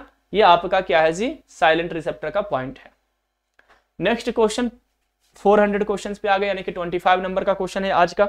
Any molecules which attach selectively to particular receptor or site is called, any molecule which attach selectively to a particular receptor, कोई भी मॉलिक्यूल्स अटैच होता है किसी सेलेक्टिवली पार्टिकुलर रिसेप्टर पर, और site is called chiral drug, ligand, chelate और transporter. कोई भी मॉलिक्यूल्स किसी भी पार्टिकुलर रिसेप्टर पे अटैच होता है उसको हम क्या कहेंगे जी, कायरल ड्रग कहेंगे, लिगैंड कहेंगे, चिलेट कहेंगे और ट्रांसपोर्टर कहेंगे। चार ऑप्शन है आपके पास, जल्दी से यहाँ पर कमेंट्स कीजिए, जल्दी से बताइए क्या होगा करेक्ट आंसर। तो यहाँ पर इसको हम कहेंगे लिगैंड, लिगैंड का मतलब होता है अटैच होना। कोई भी केमिकल्स जो है, केमिकल्स के लिए ही हम लिगैंड वर्ड यूज करते हैं, केमिकल्स के लिए हम कौन सा वर्ड यूज करते हैं, लिगैंड वर्ड। तो लिगैंड का अटैचमेंट किसी रिसेप्टर पर होना, दैट इज द केमिकल्स का अटैचमेंट किसी रिसेप्टर पर होना, दैट इज द लिगैंड। तो any molecule which attach selectively particular receptor or site is called ligand. Ligand is derived from the Latin word ligare which means to bind. Ligand basically bind करने को कहते हैं। The term only indicate affinity or ability to bind without the regard to a functional change, agonist and competitive antagonist are both ligand और the same receptor. तो भाई ligand का मतलब होता है टू बाइंड, वहां पर बाइंड करना। बेसिकली जो मॉलिक्यूल्स होते हैं, जो केमिकल्स होते हैं, उसके लिए ये वर्ड क्या किया जाता है, बाइंड करता है रिसेप्टर पर, उसी के लिए हम लिगैंड वर्ड यूज करते हैं। Ligand gated ion channel receptor आपने पढ़ा भी होगा, ठीक है। टाइप 1, नेक्स्ट क्वेश्चन है, type 1 hypersensitivity reaction is also called. Type 1 hypersensitivity reaction is also called, type 1 hypersensitivity reaction को हम और क्या कहते हैं, delayed hypersensitivity reaction, anaphylactic reaction, cytolytic reaction, Arthus reaction. 4 type of reaction आपने पढ़ा होगा, ए B C D करके आपको याद करवाया गया होगा। तो बताइए टाइप 1 हाइपर सेंसिटिविटी रिएक्शन को क्या कहते हैं, जल्दी से कमेंट्स बताइए। Type 1 hypersensitivity reaction is called as anaphylactic, A B C D आपने पढ़ा होगा ना। तो एनाफाइलेक्टिक रिएक्शन टाइप 1 कहलाता है, याद रखोगे, हो जाएगा। चलिए तो यहाँ पर देखिए ना, वही दिया जाएगा, ह्यूमरल में आपका आता है type 1 reaction, type 1 hyper sensitivity anaphylactic है, कौन कॉज करता है, IgE. Type 2 hyper sensitivity blood, A B से हो जाएगा blood साइटोलाइटिक reaction, IgG IgM cause करता है। टाइप 3 सी से हो जाएगा complex antigen antibody mediated reaction, Arthus reaction भी उसको कहते हैं टाइप 3 को, आईजीजी है। सेल मीडिएटेड में टाइप 4 हाइपर सेंसिटिविटी यानी delayed, A B C D, A for anaphylaxis, B for blood cytolytic, C for complex antigen antibody जिसको हम आर्थस रिएक्शन कहते हैं, और डी यानी कि डिलेड हाइपरसेंसिटिविटी जो mediated through the production of T lymphocyte. तो याद रखेंगे कौन किसको कॉज करता है, यहां से भी क्वेश्चंस आते हैं, कौन सा एंटीबॉडी, आईजीई जो है वो क्या कॉज करेगा, एनाफाइलेक्टिक रिएक्शन, आईजीजी आईजीएम क्या कॉज करेगा जी, ब्लड साइटोलाइटिक रिएक्शंस, आईजीजी आपका क्या कॉज करेगा जी, तो एंटीजन एंटीबॉडी मीडिएटेड यानी आर्थस रिएक्शन, और आपका टी लिम्फोसाइट क्या कॉज करेगा जी, डिलेड हाइपरसेंसिटिविटी रिएक्शंस। ये आपके 4 हो गए। Come to the next question, the action of heparin is antagonised by. Heparin का एक्शन को एंटागोनाइज कौन करता है, menadione, EDTA, naloxone and protamine sulphate. Heparin को एंटागोनाइज कौन करेगा, है ना। ड्रग ब्लड में आपने पढ़ा होगा, ड्रग एक्टिंग ऑन ब्लड में हेपारिन ड्रग आपने पढ़ा होगा, उसको एंटागोनाइज करता है आपका प्रोटामिन सल्फेट। क्या यूज करते हैं यहाँ पर? Protamine sulphate. अगर हेपारिन को आपको एंटागोनाइज करना है, यानी कि हेपारिन को एक्शन को रोकना है, इनहिबिट करना है, तो आपका ड्रग कौन सा यूज होगा? Protamine sulphate. आपको यहाँ पर कुछ एंटीडोट याद रखना है, जो अभी आपको मैंने बताया भी था। अल्कलाइंस का dilute acetic acid, atropine physostigmine, benzodiazepine flumazenil, carbamates का एट्रोपिन, कैल्शियम चैनल ब्लॉकर का कैल्शियम क्लोराइड, साइनाइड में आपका sodium nitride, sodium thiosulphate, digoxin का डिजॉक्सिन, आपका हेपारिन का प्रोटामिन सल्फेट, इंसुलिन का ग्लूकागोन, आयरन कंपाउंड का डेस्फेरोक्सामिन, लीड का dimercaptosuccinic acid that is the EDTA, morphine में naloxone, methanol methyl alcohol fomepizole, organophosphate में एट्रोपिन एंड पैरासीटामोल में N-acetylcysteine। ये एंटीडोट का लिस्ट आपको बहुत अच्छे से याद रखना है स्टूडेंट। ये एंटीडोट का लिस्ट आपको याद रखना है कि अगर कोई ड्रग है तो उसका ओवरडोज हो जाए या पॉइजनिंग हो जाए तो उस केस में हम कौन से एंटीडोट यूज करेंगे, ये पॉइंट आपको याद रखना है। चलिए, come to the next question. Which of the following is not a mechanism of drug absorption through the GIT?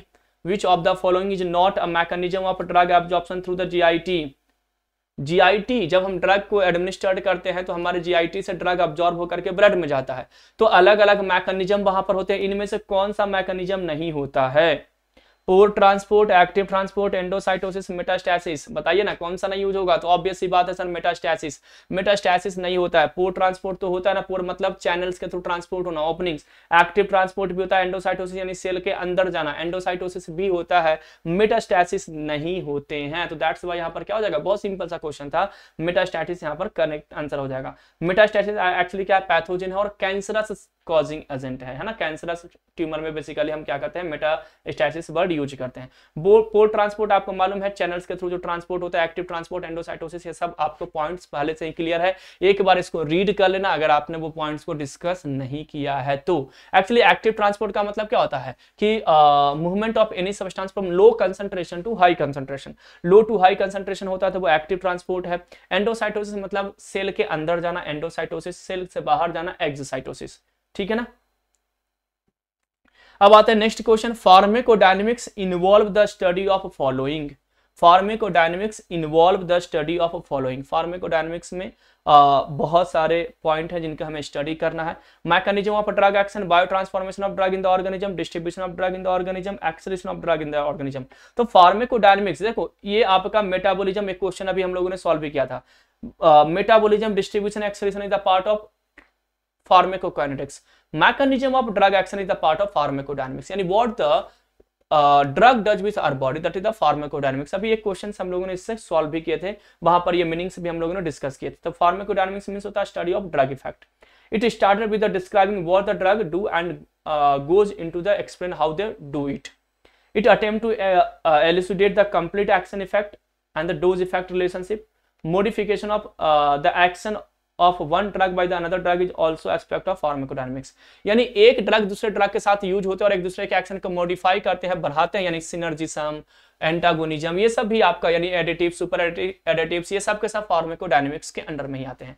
Drug का प्रिंसिपल, ड्रग का मैकेनिज्म ऑफ एक्शन, ये सब कहां पे आते हैं? फार्माकोडायनेमिक्स के अंडर में आते हैं। क्लियर?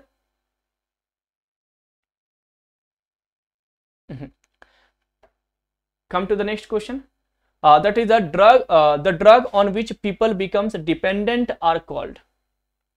वो ड्रग जिसके ऊपर पीपल्स जो है यानी जो ड्रग को यूज कर रहे हैं वो क्या हो जाते हैं? डिपेंडेंट हो जाते हैं। उस ड्रग को हम क्या कहेंगे? The drugs on which peoples become dependent, जिसपे पीपल्स क्या हो जाते हैं? डिपेंडेंट हो जाते हैं, उस ड्रग को क्या कहेंगे ji? Industrial drug, single cell drug, pharmaceutical drug और एडिक्टिव ड्रग। तो उस ड्रग को हम क्या कहेंगे जी? एडिक्टिव ड्रग कहेंगे। मतलब आप एडिक्ट हो गए हो, आपको लत लग गई है। आपको क्या लग गया है? लत लग गया। सिंपल सा क्वेश्चन है कि लत लगना, डिपेंडेंट हो गया ना उसके ऊपर। तो डिपेंडेंट होने का मतलब क्या हो गया कि उसके ऊपर आपको लत लग गई है, आप एडिक्टेड हो गए उन चीजों को, तो उसको हम क्या कहेंगे? एडिक्टिव ड्रग कहेंगे। ऑप्शन डी यहाँ पर क्या होगा? करेक्ट हो जाएगा। तो drug addiction is a disease that affect a person brain and behaviour. Brain और बिहेवियर पे आता है। and lead to inability to control the use of legal or illegal drug or medicine. The term drug is being also used to mean addictive, abused or illicit substance. ये आपका क्या है? Drug के बारे में कुछ क्वेश्चंस हैं। ठीक है, चलिए come to the next. The science of detection, diagnosis and treatment of poison is called. The science of detection, यानी वैसा साइंस जिसमें हम चीजों को डिटेक्ट करते हैं, डायग्नोस करते हैं। किसका भाई? Treatment of poison is called, क्या कहेंगे उसको? Treatment of poison, toxicology, clinical toxicology, toxicodynamics and toxicokinetics. तो ड्रग का डिटेक्शन, ड्रग का डायग्नोसिस, उसकी ट्रीटमेंट, पॉइजन की करना क्या कहलाएगा? That is the clinical toxicology. क्योंकि हम यहां पर क्लिनिकल वर्ड इसलिए यूज कर रहे हैं क्योंकि ड्रग के डायग्नोसिस और डिटेक्शन से रिलेटेड है, ट्रीटमेंट से रिलेटेड है। तो ट्रीटमेंट मतलब क्लिनिकल इफेक्ट। तो दैट्स वाई यहां पर आंसर क्या हो जाएगा स्टूडेंट? आपका क्लिनिकल टॉक्सिकोलॉजी हो जाएगा। तो सारे टर्म्स टॉक्सिकोलॉजी से रिलेटेड था, लेकिन आपको यहां पर आंसर क्या हो जाएगा? टॉक्सिकोलॉजी। हाँ, उस टॉक्सिसिटी की स्टडी करना टॉक्सिकोलॉजी कहलाएगा। तो क्लिनिकल टॉक्सिकोलॉजी यहां पर हो जाएगा क्योंकि ट्रीटमेंट की बात हो रही है, डायग्नोसिस की बात हो रही है, डिटेक्शन की बात हो रही है। तो clinical toxicology is discipline within toxicology which is concerned with the impact of drug and other chemicals on humans. Impact of drug और अदर केमिकल्स ह्यूमंस पे जो इम्पैक्ट है वो क्या कहलाएगा? Clinical toxicology. The role of the clinical toxicologist is the management of a patient with the acute and chronic poisoning, है ना। Patient with the acute और क्रोनिक पॉइजनिंग के साथ ये आपका क्या हो जाएगा? रोल है। Clinical toxicology concern the investigation, diagnosis and management of the suspected poisoning, यानी उसका इन्वेस्टिगेशन करना, यानी डिटेक्ट करना, जांच पड़ताल करना, डायग्नोसिस करना, मैनेजमेंट करना, that is the part of clinical toxicology. I hope ये भी क्वेश्चन आपसे सॉल्व हो जाएगा अगर आपके सामने आएगा तो। Come to the next, a non competitive inhibitor of an enzyme. Non competitive, दो तरह के एंजाइम एक्शन होते हैं, एक कॉम्पिटिटिव और एक नॉन कॉम्पिटिटिव। कॉम्पिटिटिव में क्या होता है कि एंजाइम के एक्टिव साइट पे ड्रग और आपका जो दूसरा मॉलिक्यूल्स है वो क्या करता है? कंपीट करता है, फाइट करता है और उस पर जाकर के बाइंड होने की कोशिश करता है। और नॉन कॉम्पिटिटिव में क्या होता है कि ड्रग जो है वो एलोस्टेरिक साइट पे चला जाता है, एंजाइम के दूसरे साइट पे, एक्टिव साइट पर कॉम्पिटिशन नहीं होती है बाइंड होने के लिए। तो अ non competitive inhibitor of an enzyme increase Km with no or little change in Vmax, decrease Km, decrease Vmax और इंक्रीज Vmax। क्या होगा? Non competitive inhibitor of an enzyme drugs होते हैं, बेसिकली ये क्या करते हैं? Vmax को डिक्रीज करते हैं स्टूडेंट, याद रखेंगे। क्या करेंगे? तो Vmax को डिक्रीज करेंगे। तो यहाँ पे आपको याद रखना है कि कॉम्पिटिटिव में Vmax अनचेंज होगा, Km क्या होगा? इंक्रीज होगा। ये पॉइंट एटलीस्ट आप याद रखना, ठीक है। नॉन कॉम्पिटिटिव में Vmax डिक्रीज्ड होगा, Km अनचेंज रहेगा। और अनकॉम्पिटिटिव में both Vmax and Km decreased. ये पॉइंट बस याद रखोगे, क्वेश्चन सॉल्व हो जाएगा। कॉम्पिटिटिव में Vmax अनचेंज होगा, Km इंक्रीज होगा। नॉन कॉम्पिटिटिव में Vmax डिक्रीज्ड होगा, Km अनचेंज होंगे। और अगर हम अनकॉम्पिटिटिव की बात करें, जो कंपटीशन करते ही नहीं है, उसमें आपका Vmax और Km दोनों डिक्रीज होगा। ये पॉइंट याद रखना है, ठीक है। Next question, a competitive antagonist affect the agonist and a non competitive antagonist affect the agonist. क्या करा? A competitive antagonist affect the agonist. तो कॉम्पिटिटिव एंटागोनिस्ट एगोनिस्ट के पोटेंसी या एफिकेसी किसको अफेक्ट करेगा? And non competitive antagonist affect the agonist efficacy और potency. बताइए क्या होगा? कॉम्पिटिटिव एंटागोनिस्ट एगोनिस्ट के कौन से इफेक्ट को, मतलब कौन से पार्ट को इफेक्ट करेगा यार? किस प्रॉपर्टीज को अफेक्ट करेगा? पोटेंसी को या एफिकेसी को? ये यहाँ पर क्वेश्चन है। ड्यूरेशन, स्पीड को या स्पीड? ये सारे पॉइंट है आपके। तो यहाँ पे करेक्ट क्या हो जाएगा? जो कॉम्पिटिटिव एंटागोनिस्ट होते हैं वो बेसिकली एगोनिस्ट के पोटेंसी को अफेक्ट करते हैं, और जो आपके नॉन कॉम्पिटिटिव होते हैं वो इसके एफिकेसी को क्या करते हैं? प्रोटेक्ट करते हैं, आपको इफेक्ट करते हैं। तो याद रखना, कॉम्पिटिटिव एंटागोनिस्ट जो होते हैं वो एगोनिस्ट के पोटेंसी को इफेक्ट करते हैं, और नॉन कॉम्पिटिटिव एंटागोनिस्ट जो होते हैं वो ड्रग की एफिकेसी यानी एगोनिस्ट के एफिकेसी को क्या करते हैं? आपको अफेक्ट करते हैं, इफेक्ट करते हैं। ये पॉइंट आपको याद रखना है। एक्सप्लेनेशन है, potency is the measure of drug active expressed in the term of amount required to produce an effect, है ना। मतलब इफेक्ट को प्रोड्यूस करने के लिए जो अमाउंट रिक्वायर्ड होता है वो पोटेंसी है। कि मान के चलो हमें कोई बीमारी हुई है, आपको कोई बीमारी हुई है, तो उसको ठीक करने के लिए जो ड्रग का रिक्वायरमेंट है, जो डोज रिक्वायरमेंट है, वो क्या कहलाएगा? ड्रग की पोटेंसी कहलाएगी। A highly potent drug evoke a given response at low concentration. Highly potent drug जो होता है वो लो कंसंट्रेशन पे कम अमाउंट में ही अच्छा रिजल्ट देगा, अच्छा इफेक्ट शो करेगा। While a lower potency evoke the same response only a higher concentration. लेकिन जो लोअर ड्रग होते हैं, लेस पोटेंट ड्रग जो होते हैं, वो हाई डोज में कम इफेक्ट शो करते हैं। Efficacy means Emax is the maximum effect which can be expected from this drug. Emax क्या होता है, यानी एफिकेसी मैक्सिमम, यानी कि एक डोज पे, एक अमाउंट पे मैक्सिमम इफेक्ट मिले, वो ईमैक्स कहलाता है। नेक्स्ट आते हैं, an agonist is substance that. Agonist क्या होता है, वो उसकी प्रॉपर्टीज क्या है, ये प्रॉपर्टीज से रिलेटेड ये क्वेश्चंस हैं। तो an agonist is a substance that interact with receptor without producing any effect. Interact with the receptor without producing any effect, क्या एगोनिस्ट वो होते हैं। Interact with the receptor and initiate changes in the cell function producing various effect. Increase concentration of another substance to produce effect, interact with the plasma protein and does not produce any effect। तो agonist क्या होते हैं,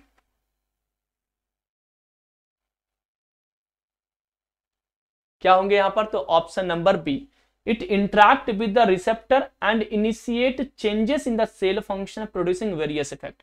यानी जो भी receptor का function है, उस रिसेप्टर पे एगोनिस्ट बाइंड करेगा और उसके एक्शन को प्रमोट करेगा, बढ़ाएगा, इंड्यूस करेगा। सिंपल सा मतलब है, कोई इफेक्ट नहीं शो करेगा, क्या नहीं, ये तो एंटागोनिस्ट का प्रॉपर्टी है सर, है ना। इंक्रीज कंसंट्रेशन, अरे कंसंट्रेशन वगैरह तो इसका कोई मतलब नहीं, तो रिसेप्टर पे बाइंड करेगा और रिसेप्टर के एक्शन को प्रमोट करेगा, यही एगोनिस्ट की क्या है, प्रॉपर्टीज है, आपने पढ़ा होगा। तो ये यहां पर हो जाएगा agonist and endogenous ligand that increase the activity of receptor and produce the maximal response. Agonist क्या है, एन एंडोजिनस लिगैंड है that increase the activity of response, activity of response को इंक्रीज करता है, produce the maximal response, maximal response क्या करता है, produce करता है। Antagonist is the opposite agonist. Antagonist क्या है, अपोजिट एगोनिस्ट है। Morphine mimics the action of endomorphin to avoid receptor. ये सब क्या है, एंटागोनिस्ट क्या है, अपोजिट एक्शन, मतलब एक्शन को, इंट्रिंसिक एक्टिविटी को शो नहीं करता, अपोजिट टू एगोनिस्ट वर्क करता है, और एगोनिस्ट क्या करता है, उसके एक्शन को बढ़ाता है। ये सिंपल सा मैकेनिज्म है। Next question, fastest acting receptor is. Fastest acting receptor क्या कहलाएगा, ligand gated ion channel receptor, G protein coupled receptor, enzymatic receptor, nuclear receptor. Fastest acting within millisecond action produce करता है, that is the ligand gated ion channel. Ion है यानी कि openings है, channel है यानी कि opening है, सॉरी चैनल्स है यानी कि ओपनिंग है, तो चैनल से इजीली क्या हो जाएगा, अंदर चला जाएगा ions. Within microsecond, within millisecond क्या करता है, एक्शन प्रोड्यूस करके देता है लिगैंड गेटेड आयन चैनल। तो इसलिए फास्टेस्ट रिसेप्टर हो जाएगा आपका, है ना। तो fastest acting receptor that is the ligand gated ion channel. क्या करा, this drug binds directly to the receptor located on ion channel without mediated by G protein. This drug bind directly to the receptor located on the ion channel। ये directly receptor पे जाके bind करता है ion channel पे, without mediated by G protein, बगैर G protein को mediate किए हुए ही। Wherever drug bind the channels open and ions can enter. Wherever drug bind the channels open and ions can enter, वहां से ion enter होते हैं। This type of receptor is fastest acting. Brain receptor, GABA receptor, आपका glutamate receptor, ये सब क्या है जी, आपके लिगैंड गेटेड आयन चैनल के अंदर में ही आते हैं, यानी फास्टेस्ट रिसेप्टर के अंदर में आते हैं, जी प्रोटीन के अंदर में नहीं आएंगे।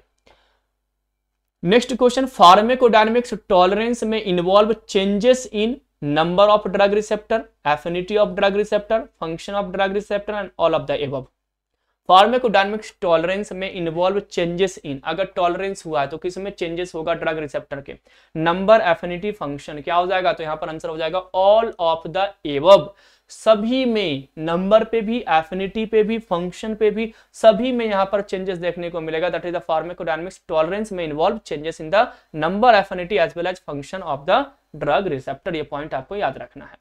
तो tolerance a condition that occurs when the body get used to medicine so that either more medicine is needed or different medicine is needed. यानी अगर मान के चलो हमने एक मेडिसिन खा लिए हैं, 1 साल 2 साल 4 साल 5 साल से मेडिसिन खाते आ रहे हैं, अब उस डोज में हमारी बॉडी एक्शन प्रोड्यूस नहीं करेगा क्योंकि ड्रग ने उस डोज को टॉलरेट कर लिया, डेली वही चीजें आ रही तो वो टॉलरेट हो गया, या उस डोज से अब नहीं होगा, या उस ड्रग से नहीं होगा, अब हमें दूसरा अल्टरनेटिव ड्रग लेना पड़ेगा। दैट इज द टॉलरेंस, है ना। और यही सेम प्रॉपर्टीज अगर किसी माइक्रो ऑर्गेनिज्म में डेवलप होती है तो उसको हम कहते हैं resistance. both form of tolerance lead to higher dose of the drug being needed to produce the same effect. both form of the tolerance lead to higher doses of the drug. इसमें high dose of the drug यहां पर lead होगा, being needed to produce the same effect, same effect produce करने के लिए. Tolerance can be overcome by increase the number of binding site of receptor. Binding site of receptor को increase करके आप क्या कर सकते हो, इसको कम कर सकते हो टॉलरेंस को. Increase in its affinity and efficacy both. Drug की एफिनिटी यानी रिसेप्टर पे बाइंड करने की प्रॉपर्टी और ड्रग का आपका एफिकेसी यानी ड्रग का एक्शन को हम बढ़ा करके भी क्या कर सकते हैं, टॉलरेंस प्रॉपर्टीज को कम कर सकते हैं. सिंपली स्टूडेंट, है ना. अब नेक्स्ट क्वेश्चन पे आते हैं. Next question is G protein coupled receptor present on the plasma membrane has a bundle of alpha helix. G protein coupled receptor ये आपने पढ़ा होगा GPCR. Present on the plasma membrane, largest cell membrane receptor है, ये भी आपको मालूम होगा. Has a bundle of alpha helix. कितने अल्फा हेलिक्स होते हैं, 3 सब यूनिट आपने पढ़ा होगा, अल्फा बीटा और वहां पर गामा होते हैं. तो 1, 3, 7 और 10 अल्फा हेलिक्स कितने होते हैं जीपीसीआर, जी प्रोटीन कपल रिसेप्टर में. तो अल्फा हेलिक्स कितने होते हैं वहां पर, आपके 7 होते हैं. हेप्टा हेलिकल नेचर का होता है, आपने पढ़ा होगा, अभी मैंने आपको डायग्राम के थ्रू दूंगा. हेप्टा हेलिकल नेचर्स के होते हैं आपके कौन सा, जीपीसीआर, जी प्रोटीन कपल रिसेप्टर. कैसा होता है, हेप्टा हेलिकल होता है. यानी टोटल कितने हेलिकल्स यहाँ पे प्रेजेंट होते हैं, तो टोटल 7 हेलिक्स प्रेजेंट होते हैं. और 7 के लिए हम केमिस्ट्री में कौन सा वर्ड यूज करते हैं, हेप्टा. आपने पढ़ा होगा meth, eth, prop, but, pent, hex, hept, oct, non, dec, यही आपने पढ़ा होगा. तो हेप्टा हेलिक्स कहा जाता है. तो ऑप्शन यहाँ पर ऑप्शन सी क्या हो जाएगा, करेक्ट हो जाएगा. तो point, GPCR are the large family of cell membrane receptor, largest cell membrane receptor है, which are linked to the effector enzyme channel transporter through the 1 or more GTP activator protein, G protein for the responsible effectuation. G यहां पर क्या है, guanine. Guanine protein से related है. 3 pathways को follow करते हैं, जिसमें आपने पढ़ा होगा एडिनाइल साइक्लेज पाथवे, जिसको हम साइक्लिक एमपी पाथवे कहते हैं, IP3 DAG पाथवे, जिसको हम फॉस्फोलाइपेज सी पाथवे भी कहते हैं, और चैनल रेगुलेशन. इन 3 पाथवेज के थ्रू जो जीपीसीआर हमारा है, जो लार्जेस्ट सेल मेम्ब्रेन रिसेप्टर है, ये क्या करता है, अपना एक्शन प्रोड्यूस करते हैं. All such receptor have a common pattern structural organisation. सभी रिसेप्टर के कॉमन पैटर्न है. The molecules has 7 alpha helical membranes. 7 क्या है, अल्फा हेलिकल्स मेम्ब्रेन होते हैं. Spanning hydrophobic amino acid segment which run into 3 extracellular and 3 intracellular loops. 3 intracellular और 3 extra cellular loops में ये क्या होते हैं, प्रेजेंट होते हैं. तो ये आपका हेप्टा हेलिक्स से क्वेश्चन था. Next question, all are second messenger except. Second messenger यानी जीपीसीआर के ही पाथवेज पे हम लोग आ जाते हैं. तो यहां पर साइक्लिक एमपी, गुआनाइल साइक्लेज, डाइएसाइल ग्लिसरॉल और आइनोसिटोल ट्राइफॉस्फेट. बताइए ना, इनमें से सेकंड मैसेंजर कौन से नहीं है, याद रखना, एक्सेप्ट पूछ रहा है. तो साइक्लिक एमपी क्या है जी, सेकंड मैसेंजर है साइक्लिक एमपी पाथवे, यानी कि IP3 DAG IP3 DAG adenylyl साइक्लेज pathway में आ जाएगा. गुआनाइल साइक्लेज होता है क्या, नहीं होता है. डाइएसाइल यानी DA3 जो आपका DAG पाथवे है, डाइएसाइल ग्लिसरॉल उसको कहते हैं. और आइनोसिटोल ट्राइफॉस्फेट यानी IP3 पाथवे इससे रिलेटेड है. DAG पाथवे ये है आपका साइक्लिक एमपी यानी कि आपका एडिनाइल साइक्लेज पाथवे है. तो बताओ ना कौन सा नहीं है, गुआनाइल साइक्लेज. दैट्स वाई यहाँ पर आंसर क्या हो जाएगा, गुआनाइल साइक्लेज. ये तीनों के तीनों क्या था, सेकेंडरी मैसेंजर हैं. इन पाथवेज के थ्रू आपका जीपीसीआर अपना एक्शन प्रोड्यूस करके देता है. ये हमारे पाथवेज में नहीं है, इसलिए ये सेकेंडरी मैसेंजर नहीं होगा. और चूंकि यहाँ पर क्वेश्चन में क्या पूछ रहा था, सेकेंडरी मैसेंजर पूछ रहा था, दैट्स वाई हमारा आंसर क्या हो जाएगा, गुआनाइल साइक्लेज यहाँ पर करेक्ट आंसर हो जाएगा. क्लियर. चलिए एक्सप्लेनेशन वही कह रहा है. Remember that guanyl cyclase is an enzyme while CGMP is a secondary messenger. 3 basic type of secondary messenger यहाँ पर है. हाइड्रोफोबिक में डाइएसाइल, फॉस्फोटिरोनाइल, आइनोसिटोल जो आपका है, cyclic MP, cyclic MP, IP3, calcium, ये सारे के सारे क्या है, पाथवेज हैं जो आपको याद रखना है. देख लोगे एक बार इसको, ठीक है. Come to the next question. In order to perform the clinical trials on the human being. Pre clinical trial के बाद क्या होता है, क्लिनिकल ट्रायल्स आते हैं. किस पे, ह्यूमन बीइंग पे. The regulatory authorities issues which licence. तो जब क्लिनिकल ट्रायल्स हो जाता है तो रेगुलेटरी मतलब क्लिनिकल ट्रायल्स के लिए रेगुलेटरी अथॉरिटीज कौन से लाइसेंस को क्या करते हैं वहां पर इश्यू करते हैं? Good clinical practice, new drug application, investigational new drug, none of the above. कौन सा लाइसेंस जो है वो रेगुलेटरी जो ड्रग रेगुलेटरी अथॉरिटीज होते हैं वो यहां पर देते हैं? ऑप्शन है good clinical practice, new drug application, investigational new drug, none of the above. तो यहां पर क्या हो जाएगा? Investigational new drug. Investigational new drug यहां पर आपका क्या हो जाएगा? आंसर हो जाएगा। कर लोगे तो investigational new drug. Clear? Investigation करने के लिए ना, मतलब कि हमने ह्यूमन स्पेस को अप्लाई करने के लिए लाइसेंस दिया कि इन्वेस्टिगेशन कीजिए कि क्या चल रहा है इस पे, ठीक है ना। आपने जो ड्रग नई ड्रग बनाए हैं वो ह्यूमंस पे क्या इफेक्ट कॉज करेगा। तो simply good clinical practice, it is an international ethical and scientific quality standard. Good clinical practice helpful for the design, conduct, performance, monitoring, auditing, recording, analysis and reporting of the clinical trials. ये good clinical practice है। It also serve to protect the rights, integrity and confidentiality of trial subject. New drug application, it is submitted to the licensing authorities who, if convinced, give marketing permissions, restricted marketing permission for use only in hospital with specific monitored facilities. ये new drug application में है। Investigational new drug में deserving trial in humans के ऊपर trial करना investigational new drug के अंदर में आएगा। ये आपको 3 पॉइंट क्या करना है, ध्यान रखना स्टूडेंट कि गुड क्लिनिकल प्रैक्टिस में क्या होगा, न्यू ड्रग एप्लीकेशन में क्या होगा, इन्वेस्टिगेशनल न्यू ड्रग में क्या होंगे। ये तीनों पॉइंट्स आपको याद रखने हैं, क्वेश्चंस में भी यहां से आपको देखने को मिल जाए। Next question, with respect to clinical trial से ही क्वेश्चन है, of new drug which of the following most correct. अब इनमें से करेक्ट सबसे ज्यादा कौन सा है? क्लिनिकल ट्रायल से रिलेटेड ये आपका क्वेश्चन है। Phase 1 involved the study of a small number of normal volunteers by the highly trained clinical pharmacologist. Phase 1 में small number of normal volunteers को क्या किया जाता है? यूज किया जाता है। नॉर्मल वॉलंटियर्स है ना, मतलब हेल्दी।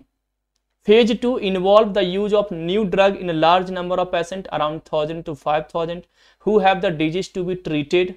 जिनके डिजीज को ट्रीट करना है उसमें से लगभग हम 1000 से 5000 पेशेंट को लेते हैं फेज 2 में। Phase 3 involve the determination of the drug therapeutics index by the cautious induction of toxicity. Phase 3 में डिटर्मिनेशन ऑफ द ड्रग का थेरापेटिक्स इंडेक्स ये सब।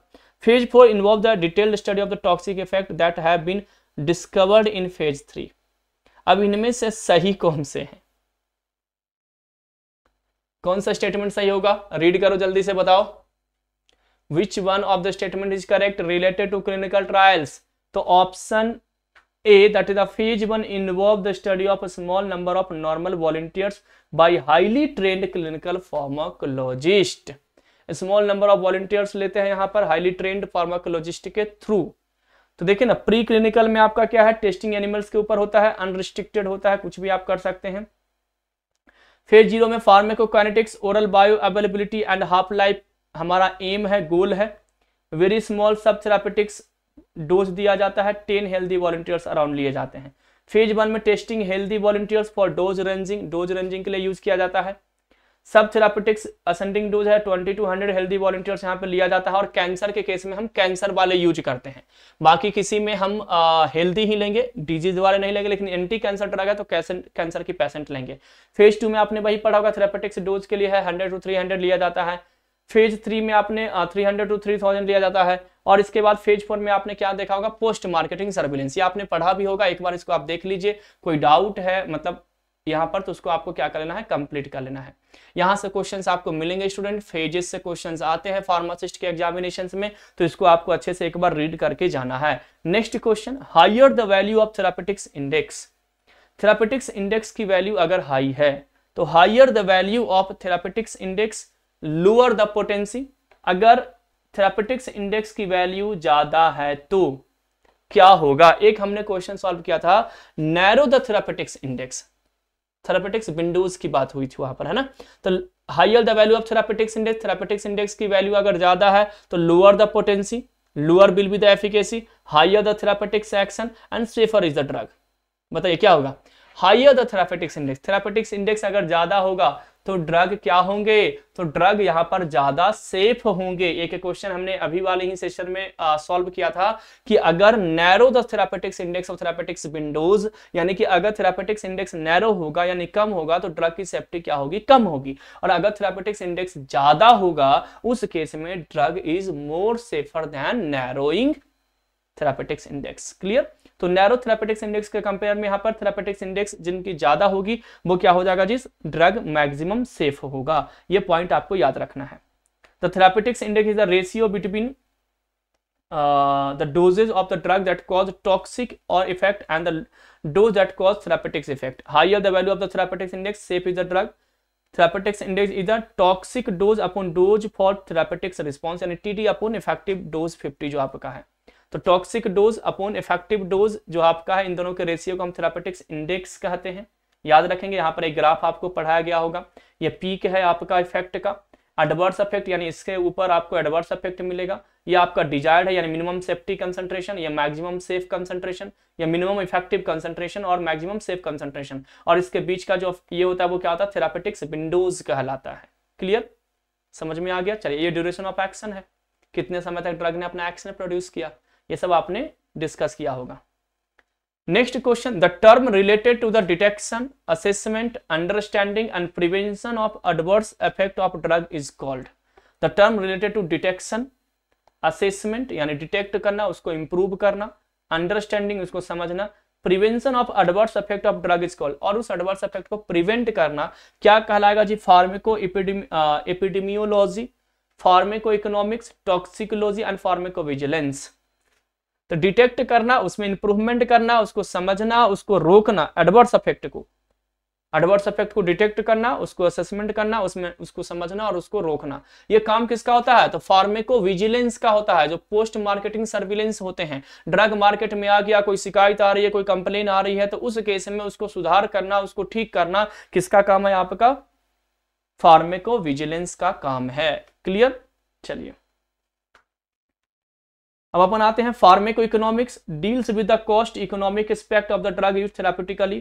फार्मेको एपिडेमियोलॉजी क्या है, useful in the adverse effect of the drug, आपको मालूम है। फार्मेकोविजिलेंस वही एडवर्स इफेक्ट डिटेक्शन असेसमेंट ये करना, और टॉक्सिकोलॉजी मतलब है prevention and treatment of poisoning. ठीक है, इन सब का मीनिंग्स आपको ध्यान रखना है, इन सब के बारे में आपको याद रखना है, इनके बारे में क्वेश्चंस आपको, इनके टर्म्स से क्वेश्चंस आपको मिल सकते हैं जो आपको याद रखना है student. Come to the next, that is the which of the following is a type 2 allergic reaction. Type 2 allergic reaction, type 1 एक, type 2 क्या हो जाएगा आपका, तो टाइप 2 एलर्जिक रिएक्शन यहाँ पे पूछा गया है। टाइप 1 का भी एक क्वेश्चन मैंने आपको सॉल्व करवाया, anaphylactic, cytolytic, Arthus and delay hypersensitivity. तो क्या हो जाएगा आपका, यहाँ पर हो जाएगा एंटीजन एंटीबॉडी यानी कि ब्लड यानी कि अपना साइटोलाइटिक, सॉरी है ना, साइटोलाइटिक रिएक्शन आ जाएगा। तो which of the following is a type 2 allergic reaction, तो that is the cytolytic reaction, cytolytics आ जाएगा। तो देखिए, A for anaphylactic, B for blood यानी ब्लड को हम साइटोलाइटिक कहते हैं, सी फॉर एंटीजन एंटीबॉडी यानी आर्थस, एंड डी डिलेड। कौन कौन से एंटीबॉडीज हैं जो इनको कॉज करते हैं, ये भी हम लोग पहले पढ़ चुके हैं, देख चुके हैं, अभी मैंने आज वाले ही सेशन में आपको बता रखा था इसके बारे में।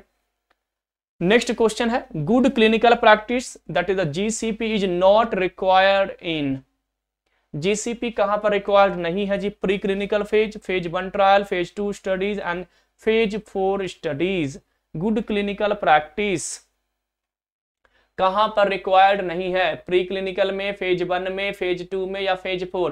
फेज 4 क्या है, फार्मेकोविजिलेंस सर्विलेंस यानी कि क्या है, बाद का। प्री क्लिनिकल क्या है, एनिमल्स के ऊपर अगर आप अप्लाई कर रहे हो तो वहां पर गुड क्लिनिकल प्रैक्टिस की रिक्वायरमेंट नहीं है। बाकी इन सब में क्लिनिकल प्रैक्टिसेस की बहुत ज्यादा सेफ्टी है, क्योंकि ये तीनों के तीनों क्या हैं, ह्यूमन पे हैं।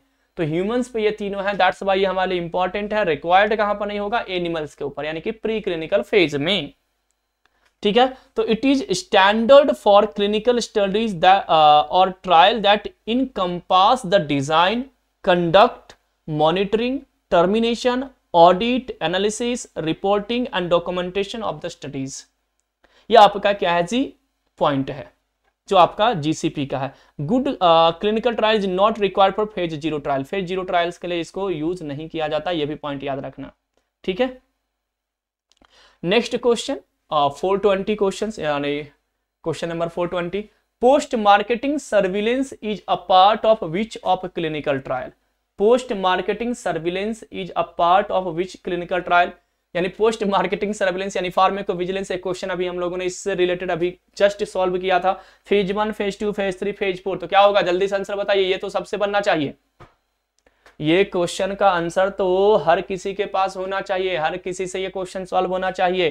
Post marketing surveillance is a part of which of clinical trial, किस क्लिनिकल ट्रायल्स का ये पार्ट है पोस्ट मार्केटिंग सर्विलेंस। तो post marketing surveillance is a part of phase 4 ना, फार्माकोविजिलेंस।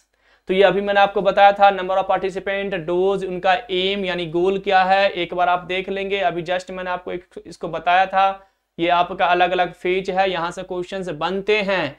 ये आपके जितने भी फार्मा कॉम्पिटिटिव एग्जामिनेशंस होते हैं वहां से क्लिनिकल ट्रायल से क्वेश्चंस आते हैं स्टूडेंट। तो ये आपसे मेरा हम्बल रिक्वेस्ट है कि इसको रीड करके ही एग्जाम में जाएंगे। विच of the following is a type 4 adverse drug reaction, type 4 drug adverse reaction बताइए ना। टाइप 4 क्या हो जाएगा जी, ABCD, D4 डिले, डिले ही क्या होगा, टाइप 4 होगा। Side effect, toxic effect, delayed hyper sensitivity, physical dependence, क्या होगा करेक्ट आंसर, ABCD, D मतलब टाइप 4 ना। तो यहां पर क्या हो जाएगा, delayed hyper sensitivity. A4 anaphylactic, B4 blood, जहां पर साइटोलाइटिक आ जाएगा। C4 आपका हो जाएगा ऑर्थस रिएक्शन, जो एंटीजन एंटीबॉडी के थ्रू हो रहा था। और D4 यहां पर हो जाएगा आपका डिलेड हाइपर सेंसिटिविटी। ये 4 तरह के हाइपर सेंसिटिविटी रिएक्शन होते हैं स्टूडेंट, जो आपको क्या करना है, याद रखना है। यहां से भी क्वेश्चंस आपको बन सकते हैं। तो डिलेड हाइपर सेंसिटिविटी ये 4 आपके होते हैं। टाइप 1 ऑगमेंटेड होते हैं, side effect, secondary effect, toxic effect. Type B को बिजारे, ये आपका एडवर्स ड्रग रिएक्शन है। Type A augmented, B bizarre, C chronic, D delayed और ई एंड ऑफ यूज। ये 5 क्या होते हैं, एडवर्स ड्रग रिएक्शन। अब बिजारे में आपका एलर्जिक रिएक्शन और आइडियोसिंक्रेटिक रिएक्शन आता है, यानी आइडियोसिंक्रेटिक मतलब जेनेटिकली मीडिएटेड और एलर्जिक मतलब इम्यूनोलॉजिकली मीडिएटेड। अब इम्यूनोलॉजिकली जो मीडिएटेड रिएक्शन होता है एलर्जिक, एलर्जिक मतलब हाइपर सेंसिटिविटी, एलर्जी का मतलब क्या हुआ, हाइपर सेंसिटिविटी। तो एडवर्स इफेक्ट टोटल 5 होते हैं, ABCD याद रखना। उसमें भी A मतलब augmented, B बिजारे, C chronic, D delayed और E एंड ऑफ यूज, ये एडवर्स इफेक्ट है। अब इनमें बिजारे जो है उसमें आपको एलर्जिक, एलर्जिक मतलब हाइपर सेंसिटिविटी, एलर्जिक का सिंपल मतलब क्या हुआ, हाइपर सेंसिटिविटी। तो एलर्जिक मतलब हाइपर सेंसिटिविटी और आइडियोसिंक्रेटिक मतलब आपका हो गया जेनेटिकली। अब हाइपर सेंसिटिविटी कितने होते हैं, 4 होते हैं। A4 एनाफाइलेक्सिस, B यानी साइटोलाइटिक रिएक्शन, जिसको हम क्या कहते हैं बिजार आपका ब्लड जो आपका है साइटोलाइटिक रिएक्शन, एंटीजन एंटीबॉडी कॉम्प्लेक्स के कारण होगा आपका, एनीमिया वगैरह है। आपका जो टाइप 3 है ऑर्थस रिएक्शन, ठीक है ना। और टाइप 4 क्या है, डिले हाइपर सेंसिटिविटी। तो ये 4 आपको याद रखने हैं, कौन कॉज करता है वो याद रखना है, एंटीबॉडी वगैरह वाला पार्ट। यहां से भी क्वेश्चंस आपको स्टूडेंट देखने को मिलेंगे आपके फार्मासिस्ट और एग्जामिनेशंस में। Next question, pharmacovigilance is done for monitoring. Pharmacovigilance यानी phase 4 clinical trial, phase 4 clinical trials को हम फार्माकोविजिलेंस कहते हैं या तो पोस्ट मार्केटिंग सर्विलेंस भी कहते हैं। तो इन टर्म्स पे आपको फोकस करना है, पोस्ट मार्केटिंग सर्विलेंस क्या है, फार्माकोविजिलेंस और फेज 4 क्लिनिकल ट्रायल, इन सबका मीनिंग सेम ही है। तो ये किस लिए किया जाता है, इसमें क्या मॉनिटर किया जाता है, तो drug price, unethical practice, drug safety और फार्माकोलॉजिकल स्टूडेंट नहीं। तो इसमें हम क्या करते हैं बेसिकली, ड्रग प्राइस है, अनइथिकल प्रैक्टिस है और फार्माकोलॉजी स्टूडेंट, किसको हम मॉनिटर करते हैं, इसमें हम ड्रग की सेफ्टी मॉनिटर करते हैं कि ड्रग सेफ है कि नहीं। मार्केट में ड्रग लॉन्च हो गया, पेशेंट को दे दिया गया डॉक्टर के थ्रू प्रिस्क्राइब करके, अब डॉक्टर मॉनिटर करता है कि इफेक्ट कैसा रहा है। वो डॉक्टर फिर वहां पे कंप्लेन करता है कि हमने ये मेडिसिन यूज किया था, जो आपने नई फॉर्मुलेशन हमें दी है, वो मेडिसिन के कारण हमारे पेशेंट को ये प्रॉब्लम हो रही है। ड्रग की सेफ्टी को मॉनिटर किया जाता है फार्माकोविजिलेंस में। क्लियर, तो ये कर लोगे। फार्माकोविजिलेंस यानी कि पोस्ट मार्केटिंग सर्विलेंस या तो फेज 4 ट्रायल, क्लिनिकल ट्रायल्स, सबका मीनिंग सेम ही रहेगा। एक्सप्लेनेशन भाई, pharmacovigilance is the science and activities relating to the detection, assessment, understanding, prevention of adverse effect of any other medicines, vaccines related problem. All medicines and vaccines undergo rigorous testing for safety and efficacy through clinical trials before they are authorized for the use. ठीक है ना। तो clinical trials के बाद last phase में ये post marketing surveillance आता है आपका फार्माकोविजिलेंस, यानी कि आपका ये क्लिनिकल यानी फेज 4 ट्रायल्स आते हैं, इनसे ये रिलेटेड है पॉइंट। ठीक है, नेक्स्ट क्वेश्चन आपका है potency of a drug refers to. Drug की पोटेंसी का मतलब क्या होता है? First, affinity of drug to bind to receptor, यानी ड्रग रिसेप्टर पे अगर बाइंड करता है उसको हम पोटेंसी कहते हैं क्या? सेकंड है affinity of drug that bind to receptor and activate it, वो एफिनिटी ड्रग का जो रिसेप्टर पे बाइंड करके उस रिसेप्टर को एक्टिवेट करता है उसको हम पोटेंसी कहते हैं। Third, dose that require to produce response, वो डोज जिस डोज में ड्रग अपना एक्शन या अपना रिस्पॉन्स प्रोड्यूस करता है, और maximum response a drug can produce. Potency का मतलब maximum response a drug can produce. चार ऑप्शंस आपके सामने हैं। तो पोटेंसी यानी ड्रग की पोटेंसी होती है ना कि हम याद करते हैं कि ये ड्रग हाईली पोटेंट है, ये ड्रग लेस पोटेंट है, इंटरमीडिएट पोटेंट है। तो उस पोटेंसी का मतलब क्या होता है? Dose that requires to produce response or maximum response a drug can produce, यही दो में से एक होंगे, है ना?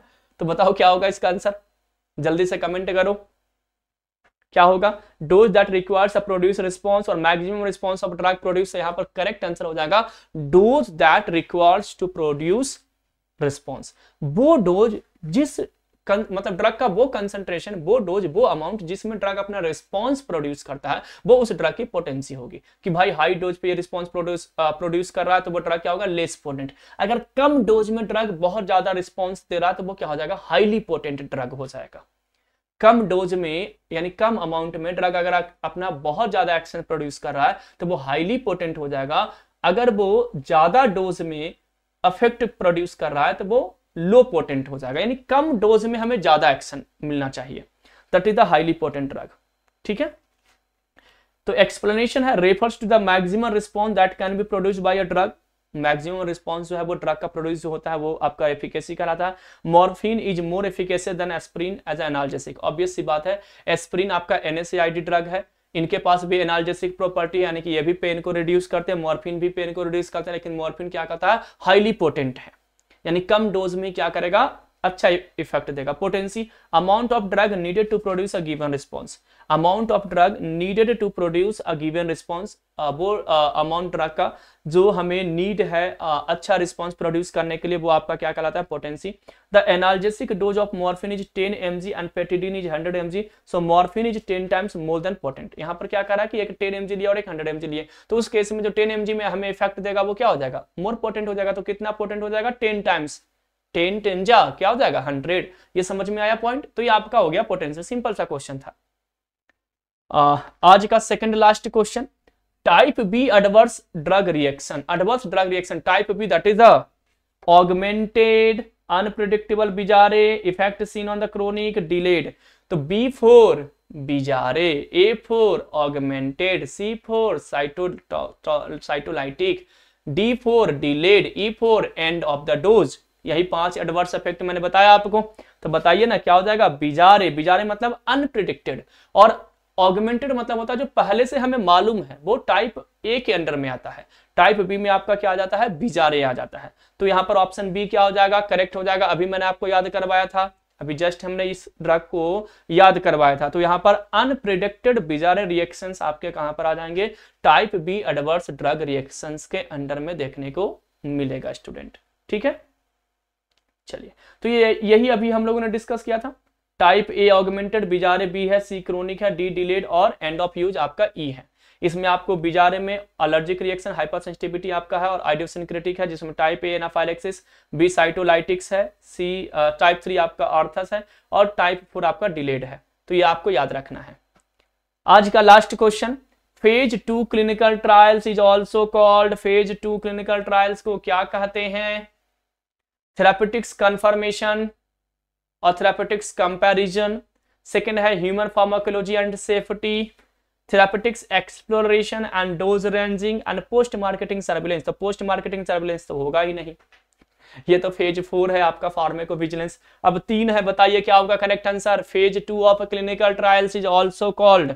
फेज 2 ऑफ क्लिनिकल ट्रायल्स क्या कहेंगे स्टूडेंट? फेज 2 क्लिनिकल ट्रायल्स को therapeutics confirmation, comparison, human pharmacology and safety, therapeutics exploration and dose ranging.